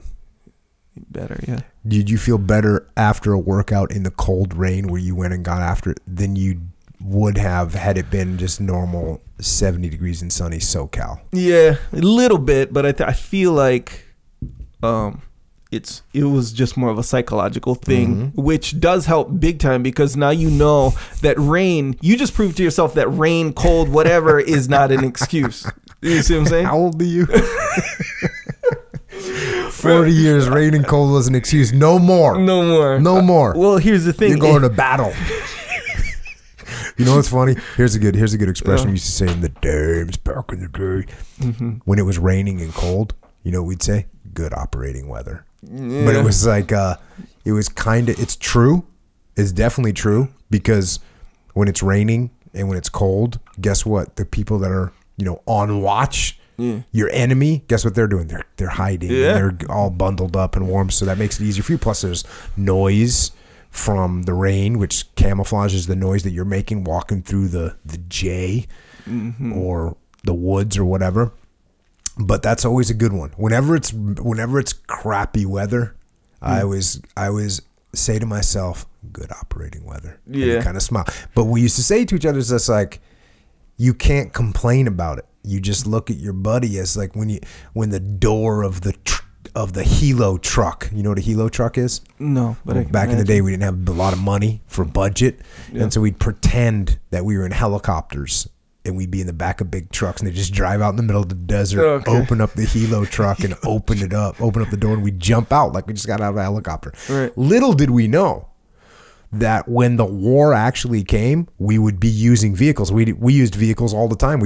I rarely used helicopters in Iraq. In Afghanistan, they used helicopters a lot more. But for me in Iraq, foot patrol and helo trucks. But we didn't have to call them helo trucks anymore. Now we just call them trucks. Sure. Trucks. But when you're in a helo truck in 1994 and you get driven up into the wherever and the door of the helo truck opens up and it's raining and it's cold, and as you're getting out of the truck, your last moment to communicate out loud to everyone, you hear someone go, "Good operating weather." Yeah. And you're like, "Yeah, it is. This is going to suck." Yeah. Yeah, and it makes sense. So, like, yeah, if you're used to being uncomfortable, right? Or if you, like, despise comfort, or however you put it. Yeah. It's not me. Yeah, It's Machiavelli said it. Despise comfort. Despising comfort. Essentially, you're getting comfortable with being uncomfortable. You know how they say that, right? They do. They do, man. So yeah, that's what they're doing. So that's why, just improve. It basically, at the end of the day, improves your chance of success. May roadblocks of discomfort come about in the future. That's what happens. Indeed, and I think that not only will the rejection of comfort make better soldiers, it'll make better people. So yes, as you said, get out of your comfort zone. Impose discipline and discomfort on yourself, and you will become a better person. Agree. And that wraps up Machiavelli for now. But Echo, speaking of getting out of our comfort zone, and this is going to be a little dichotomy here, but getting out of our comfort zone to become better, what recommendations do you have for us to make that happen? Like I said, there's going to be a dichotomy here. Okay. Because what do we have? Well, there's a lot of things you have, but yeah. So being the connoisseur of comfort, and so you're kind of the connoisseur of discomfort, really, in a way. I don't know about that. Here's the thing, though. People, I don't think about it much, though. Yeah. You know what I mean? I'd have to be like actively thinking about it. About what? Discomfort? Just about anything. Oh, okay. I'm just over here doing what I'm doing. Yeah. You know what I mean? Just with discomfort capabilities. I don't care. Yeah. There's that old Viking saying. It's like, the rain is cold. And the old Viking says, how can the rain be cold? Right? The rain's not cold. Yeah, but I don't know. I don't get it. How can the rain be cold? If it's cold, man, it's cold. No, it's cold to you when it hits you. The rain itself isn't cold. Okay, I understand. It's a play on words. Gotcha. Little play on words. Yeah. That's another good thing to think to yourself. Another good thing to think to yourself, you only get wet once. Yeah. I've talked about that before. Yeah. Makes sense. You're waiting to go across a river. You're looking for the best spot. You're like, oh, no, just get wet. You're only going to get wet one time. Once you're wet, you're wet. Doesn't matter anymore. Yeah, it's true. So suck it up. The comfort thing is, it's like context has a lot to do with it. Remember how I told you that time where it's like, you know how sometimes you can just fall asleep on the floor, I know, or in the beach. I don't know. Yeah. But then sometimes you get on your couch or on your wherever, and you just can't fall asleep. You can't get comfortable enough. You know, interesting. Good, because good. You expect the comfort is what I'm saying. But if you don't have any comfortable expectations, it's like you're just comfortable. It's almost like you're just appreciative for any kind of comfort. But if you expect mass comfort, it's like you can't get enough comfort, you know, because you just expect more. It's weird. So like okay, so you have experience with cold water, right? Getting in, go hit the surf, whatever. So when you're there, how hard is that? It's not right. You're just like off. We're just doing it. Yeah, this is what we're doing. This is we're whatever. It's cold. It sucks. Whatever. Even if it's, but here's this is me. Keep in mind, but still, I think it holds true. So I'm getting in the shower the other day. It's cold here. California weather is cold. Tell that to Pete. Well, Pete's gonna understand because this probably happened to him too. So listen, you know how you're cold. You know, like it's just sort of cold, right? So I'm about to take a shower, and you know the kind when you turn on the shower, it's not just doesn't come out all warm. It takes a few seconds or whatever. So I turn it on and it hits me. Oh, because you take warm showers. That day I took a warm shower. Anyway, understood. Anyway, the cold water like kind of hit me, and I was whoa! There's no way I could bear going underneath that shower like before it gets warm. No way, man. No way. But then whatever, it heats up. But I'm thinking like, no, like Jocko guys go in that cold surf like for a long time and stuff. Then I'm thinking, no, it's totally in context, you know. Like if let's say a minute before I walked in the shower, I was like, I'm gonna take a cold shower right now. I'm doing it literally the same exact time. I could do it. You see what I'm saying? So it's like a mindset kind of thing. Check. Even aside from the training, of course. I would say this, and the reason that I can't, it's just like blank. No, bro, it's not here. Maybe it is, bro, but no, I don't know. Think about this: when you get out of bed, right? Well, then again, your routine's different. But yeah, let's say you're just sort of cold. You know I have an actual ice bath, right? Yeah, but that's different too. Bro, I used to take ice bath all the time. Oh, okay. But that's different what's too. Up? I'm saying like, what if you get, I don't know, out of bed or you're just cruising at home, which you probably don't do. But let's say you were, and it was just cold. The kind like, oh, I'm pretty cold right now. I should put on a jacket right now.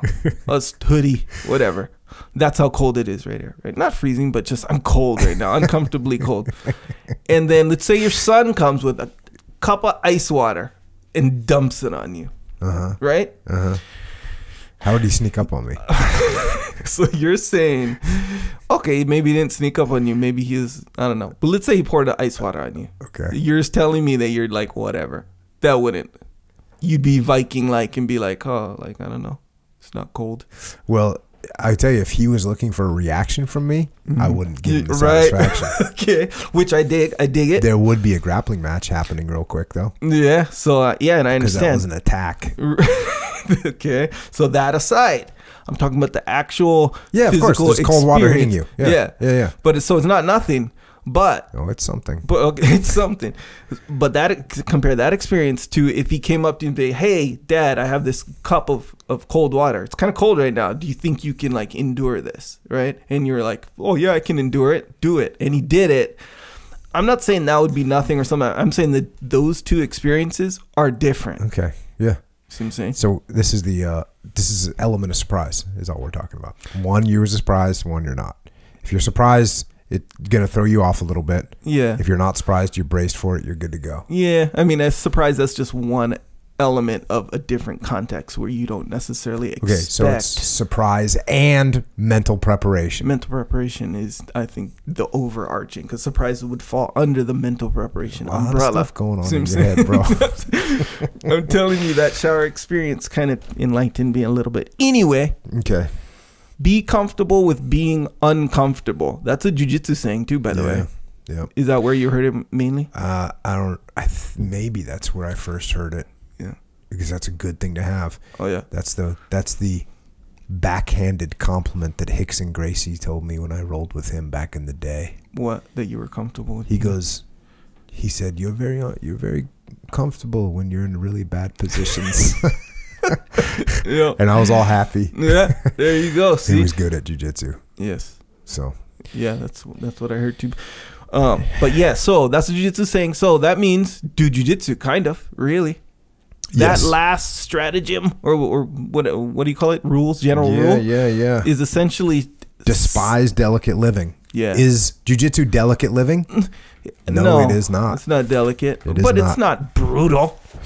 Depends who you roll with. Yeah, that's true.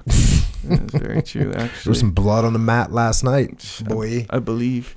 Anyway, do jujitsu. If we're not in jujitsu already, we might not agree on the different mindsets for cold and all that, but we do agree. Do some jujitsu. Do some jujitsu, and when you do it, you're gonna need a gi. And what gi do you get? None other than the gis that are made 100% in America, from top to bottom, from Origin, originmain.com. That's where you get them. You can get whatever gi you want on there, and you can get rash guards, so you can do no gi as well. And then you can get t-shirts and hoodies, which are comfortable, which are the antithesis of what we're talking about. Yes. Because you have claimed, and now this claim has been supported on social media sites around the world, that the Origin jogger pants, which I don't wear, are universally the most comfortable pants of all time. Yes. Yeah. For still. I mean, and I went on searches. Like, my son got a pair for Christmas. Because you know, when you're in my family, guess what you're getting for Christmas? Product. Yeah, Origin stuff, of course. So he got a pair, and I tried them on, and he was like, "You got to take them off." Because how they look? Because they just don't look Because you right. don't match. Yeah, they're just not me. Yeah, because joggers, as functional as they are, because they're super functional as far as jogging and running goes. As functional as they are, that's a style thing. Like, they're in style right now. But they're somehow related to skinny jeans, are they not? Yes, they're related. They're at least related. That's the look. Yeah, they're related. So bro, you can't wear that kind of stuff. They used to issue, and when I was at SEAL Team 2, SEAL Team 1 we didn't have it. SEAL Team 2, they issued us joggers, but this is back in the day. They were basically like the same thing. Because it was cold in the wintertime and guys would want to run with those things on. Yeah. But I didn't wear those either. No, you but everybody else wore them. Yeah. Wait, and they're outer? They weren't underwear? You'd wear them like over your running shorts. Oh, okay. Yeah. Cool. There you go. Yeah. But these are probably going to be way more comfortable, the ones from Origin. And they're made in America, by the way. I don't know if I mentioned that. But yeah, those are good joggers. Here's the thing. You despise comfort. Well, I don't think you despise comfort. Not as much as I should. Yeah. Okay, that makes sense to me. I don't despise comfort. Just like I don't despise the rest between sets. Because comfort is there for a reason. When you're kind of cold. I guess that's what I was going to say earlier. You enjoy comfort more when you have discomfort. Yes. Right? Oh, yeah. You don't want to be the person that's constantly in a feather pillow temperature controlled scenario, right? Yeah, you want to be in like the tough environment, and then you're like, oh, this feels good now. Yeah. Like when you get out of when you've been surfing and it's cold. I went surfing the other day with no wetsuit on, and it's wintertime here, by the way. But one of my two actually of my toes were numb, straight up white. How cold is that? Maybe like what, 55, 60? Yeah, something like that. Yeah. I mean, I only went for like 45 minutes, but yeah, I was cold when I got done. Yeah. And then I went in the jacuzzi. That was nice. And it felt good. Yeah, see. So really, I did not despise that comfort. Yeah. But it felt even better than if it was just a normal day and I didn't have a numb two toes. Yeah. So really, it's more about the ability to endure discomfort. That's really what it is. So the less time you spend uncomfortable, the less used to it you'll be. So the more the less capable you'll be of enduring it. Yeah. That's kind of the thing. Yeah. Check. That's what they're going for. Anyway, gis, back to rash Origin, guards, t-shirts, joggers, supplements. Supplements, of course. Joint supplements, which have shaken out to be the most important supplements there are. It's true. Indeed. For a semi to moderate to highly active person, that's it. Yeah. I know this firsthand. Definitely. So joint warfare, krill oil, those are for your joints and for your whole life. Like the stuff that's in joint warfare, turmeric, it has all kind. It's not just like, yeah, it's good for your joints, but it's good for everything. Yeah. Which is, as I was, reading more about it. Or no, there was an article that sprang up. That's what it was. And I was like, wow, I didn't know it did all this. No wonder I feel so good. Yeah. Anyways, joint warfare, krill oil, discipline. There's also, so discipline comes in lemon lime, which is tasty. There's also the new Tropic Thunder. Because we couldn't call it we couldn't call it pina colada because that's just not happening. No. That was just a big negative. And then there's milk. Of course. Additional protein. That tastes delicious. That tastes like a dessert. A for real dessert, though. Yeah. And if you have kids, or if you just, well, if you have kids, you get them Warrior Kid milk, which is the best possible thing you can buy a child for food, in my opinion. Yeah. Taste, well, I guess if you get them steak. Sure, I think vegetables are good too. I didn't even like steak when I was a little kid. Yeah, you like burgers. Yeah, I liked burgers, but just how. Yeah, you're more refined now, luxurious now. Yeah, it took me a while though. It was an acquired taste getting into the steak thing. Huh. Yeah. Interesting. Plus, I had to learn how to cook it better. Yeah. So yeah, Warrior Kid milk and all that stuff from Origin. You can get it at originmaine.com. Also, Jocko has a store. It's called Jocko Store. So you go to jockostore.com, and this is where you can get shirts that represent the path. You want to represent discipline equals freedom. Discipline equals freedom shirt. Here, and this is what I realized. I know. I think maybe a little bit too much into it, but this happened though. When you wear a discipline equals freedom shirt to work out, you won't skip the workout. You'll be more into the workout. I noticed that. Yeah. Because you look at it and it says discipline equals free. You know, it's like you're representing what it's actually saying. It's not one of these deals where it's like, ooh, a cool star on your shirt or something, which is cool. There's people that have taken that idea to the next level and gotten the discipline equals freedom tattoos. See, same exact concept. And man, I've seen it. Yeah. Like one dude has the discipline equals freedom. I think it's basically on the inside of his wrist. Yeah. Try eating a donut with that hand. I know that thing. Not happening, exactly. There's no way. That's the exact yes. If that happened, you'd be in serious violation. Yeah. Like you couldn't do it. You'd feel it. Like you'd be doing burpees for 45 minutes. Yeah. After that. Yeah. Yeah. You seen? I posted a picture of the guy with it on the inside of his arm. Yeah, that was dope. No, there's one guy that has it on the inside of his arm. Are you talking about the one guy? There's a guy that has it on his wrist. Like yeah, right that's here, the one recently I saw. Stamp. Yeah, it was that roll call. Yeah. That's when I took the picture. But yeah, I saw that. It was good. See, same exact concept, man. Yeah. Because you can't not represent now, you know? You got the shirt on. Boom, you got the tattoo. Now you can never not represent. Or you're going to pay the price. Yeah. To yourself, by the way. Yeah. You know, so it's like a thing. I dig it, man. I dig it. Respect. Also, only get that tattoo. I think you should only get that tattoo if you need to commit first, right? You need to commit first and then get the tattoo. Don't think that just the tattoo is going to push you over the edge. Even though it probably will. But maybe that's not the best approach for tattoo decision making. That's what you're saying.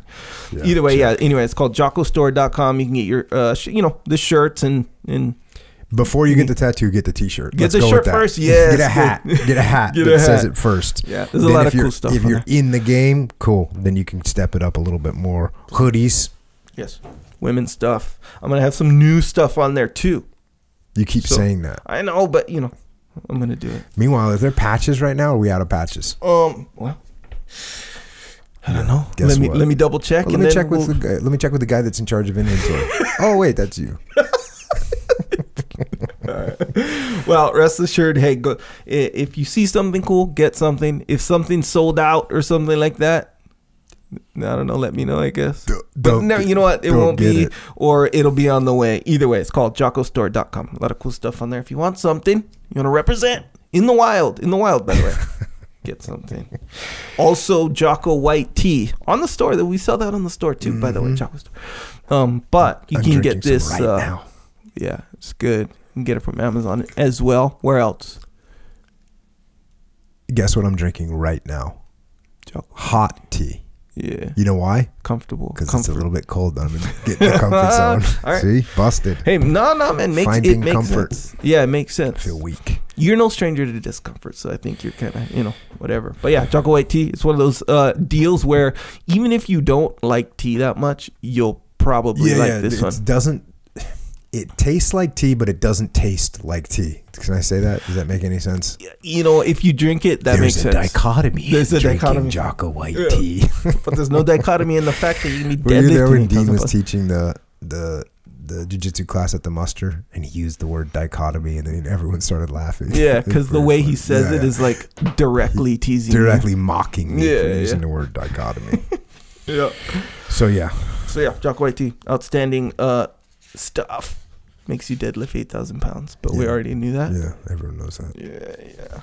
Worldwide deadlift has increased a lot. Yep. Also, it's in cans, which is good for me because the whole brewing tea sequence It's uncomfortable. is very uncomfortable for me. Yes. So cans seems more cool, but whatever you like.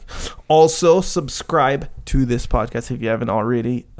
On wherever you listen to podcasts. There it is. I know. I don't think we even need to say that anymore. Okay, well, I've said that for like a year or maybe even 3 years that we don't need to say to subscribe to the podcast, but we do need to say subscribe to the Warrior Kid podcast. Yes. Check it out. Even if you aren't a kid, check it out. I use a different voice in that podcast. Okay. Dave Burke was talking about it. Yeah. He's like, I even like that different. I use this voice right here.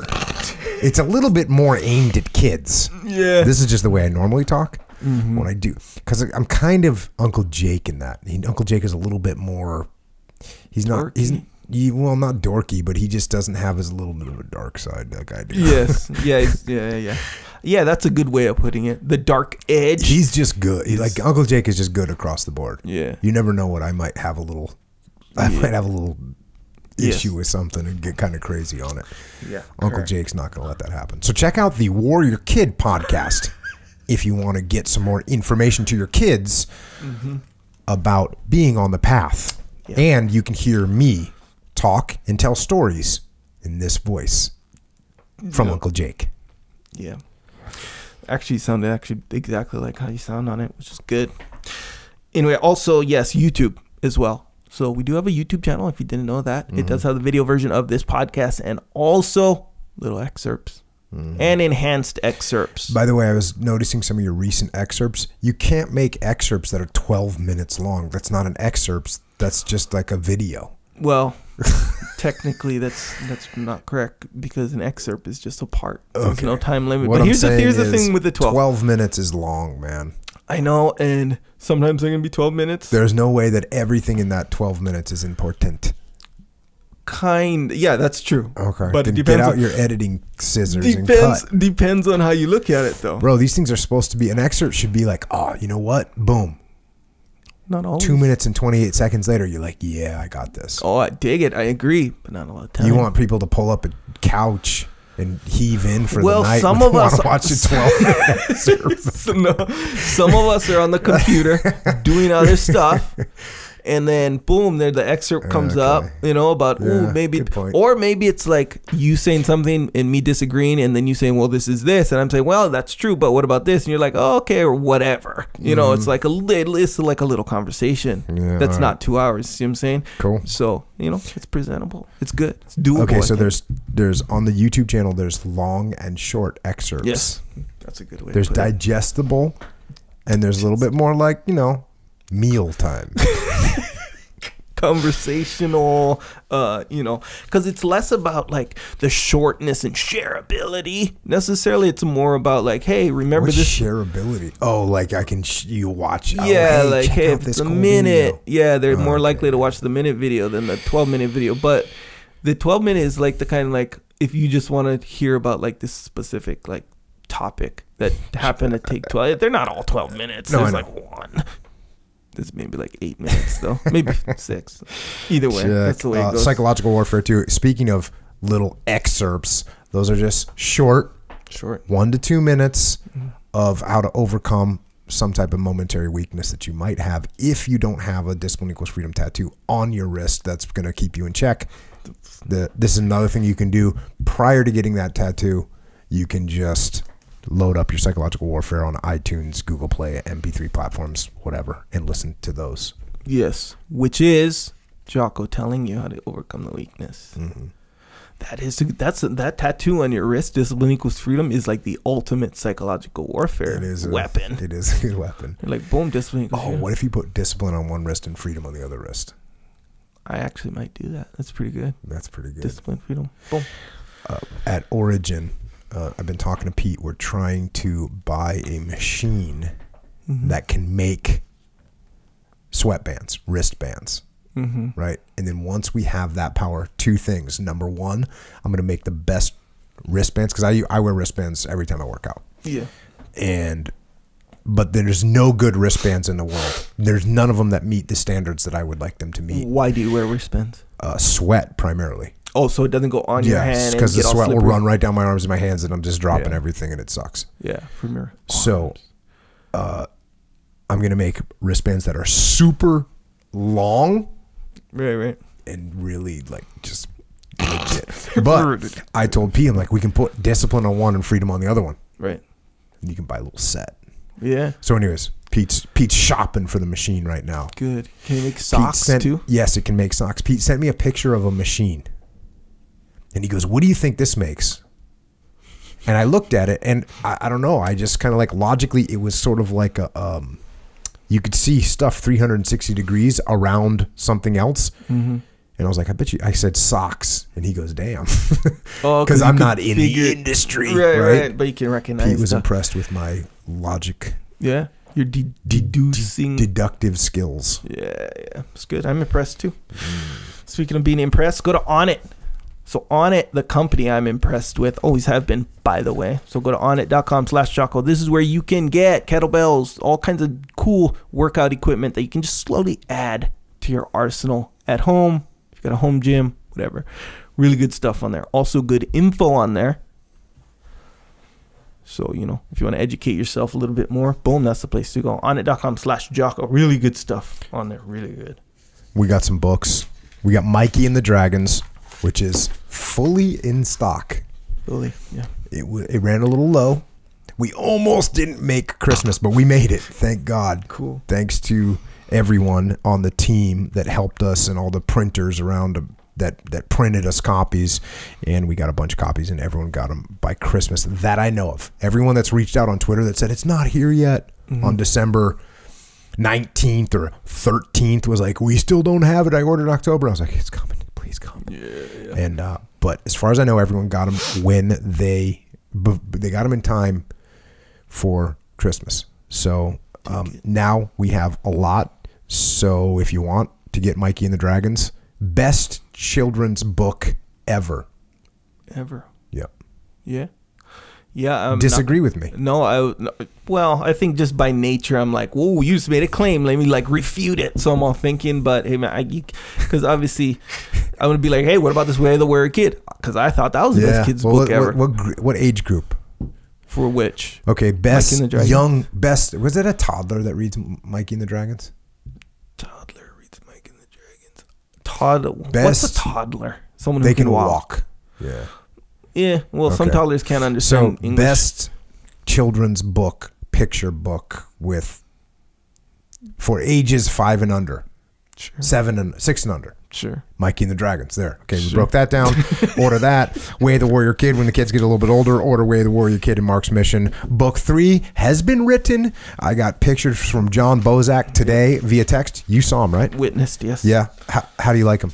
We like him a lot. I showed Danny Reinhardt to my youngest daughter, and I've been telling her about Danny Reinhardt for a long time because Danny Reinhardt does everything perfect, and Danny Reinhardt does everything good, and Mark's kind of jealous of him. And she got all into the name Danny Reinhardt. Yeah, she's annoyed with him. Yeah, already. She's already doesn't like him. Yeah. But the interesting twist on the story is Danny Reinhardt's actually a good kid. Yeah, and he just happens to be talented, and he happens to work hard, and he's actually nice, but Mark's jealous. So Warrior Kid 3 coming out in the spring, and right now we got Warrior Kid 1 and Warrior Kid 2 Mark's Mission. Also got Discipline Equals Freedom Field Manual. The manual for getting after it in life. Yeah. Super stoked on everyone that's posting pictures. And I'm actually most stoked when somebody posts a picture that they've lost 162 pounds. Yes, sir. In 14 months or whatever. Yeah. Completely changed their lives. Yeah. Why? Discipline Equals Freedom. So you can get that book for yourself. That's also pre-tattoo. Maybe before you get the tattoo, you just leave this out on your coffee table. Yeah. Right? Yeah. You just have it there because it's looking at you. That book is looking at you. Yeah. I got a stack of them in my room. I feel them. Oh, yeah. They keep me in line. Keep you right on, yeah. So if you want the audio version, it's on iTunes, Amazon Music, Google Play, other MP3 platforms. Obviously, Extreme Ownership, the first book that I wrote with my brother Leif Babin, taking the lessons that we learned on the battlefield and explaining how they can be applied to your business and to your life. And that was followed up by the book that we just had come out called The Dichotomy of Leadership. And this is getting granular in how to apply those leadership principles into your world. Also, we have Echelon Front, which is my leadership consultancy. And what we do is solve problems through leadership. If you have any kind of problem in your organization, it is a leadership problem. It is a leadership problem. We will help get your leadership fixed, get them aligned, and get them working and get the team functioning properly. We also have a leadership conference that we do. It's called The Muster. In 2019, there are 3 musters. May 23rd and 24th in Chicago, September 19th and 20th in Denver, and December 4th and 5th in Sydney, Australia. Check out extremeownership.com for the details and to register. All of them that we have done have sold out. And when I'm saying they sold out, this is when people call me up and say, or like people that I know, say, hey, I know we're a little late. Can you just reserve 3 seats for me and these 2 other people that I work with? And I'm like, actually, no, I can't. Yeah. You cannot come.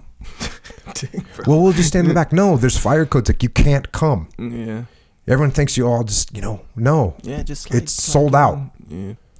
So you can't come. The live podcast we're doing, January 9th. Sold out immediately. Yeah. It's like, sorry. Got to be quick on those, I guess. So there's that. Now we do have this EF Online.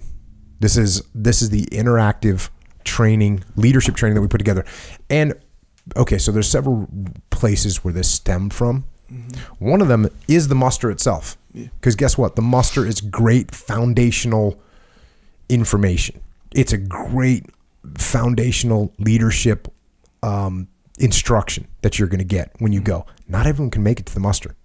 So what we did is we took the content from the first 2 musters that we did, and this is the fundamental principles from Extreme Ownership, from the Dichotomy of Leadership. We took those and put them into interactive online training so that people that couldn't make it to the muster could still get that training. We also did it because companies that we work with, sometimes they have 10,000 employees, 20,000 employees, 100,000 employees. Mm. And all the employees are not all in one place. They're all over the place. They're all over the country and they're all over the world. Mm-hmm. How are we going to train all those people?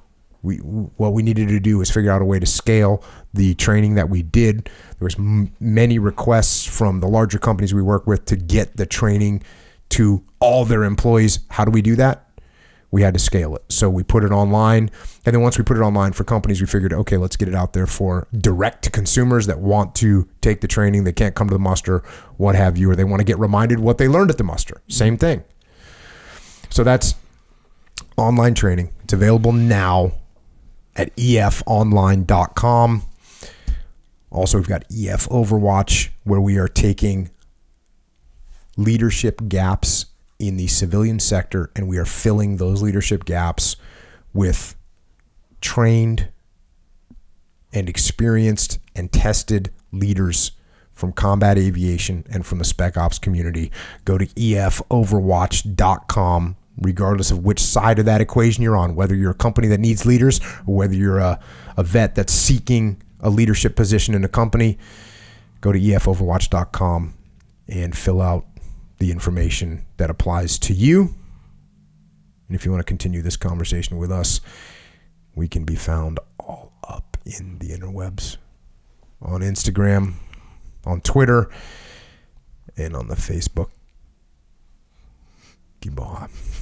Echo is at Echo Charles, and I am at Jocko Willink. And finally, to all our military personnel out there, thank you for protecting freedom around the world, and to our folks in uniform here at home, police and law enforcement and firefighters, paramedics, EMTs, correctional officers, border patrol, all first responders, thanks for protecting us and our families. And to everyone else out there, remember that discipline is stronger than fury. You need a little bit of fury. You need a little bit of discipline. You need to combine those things.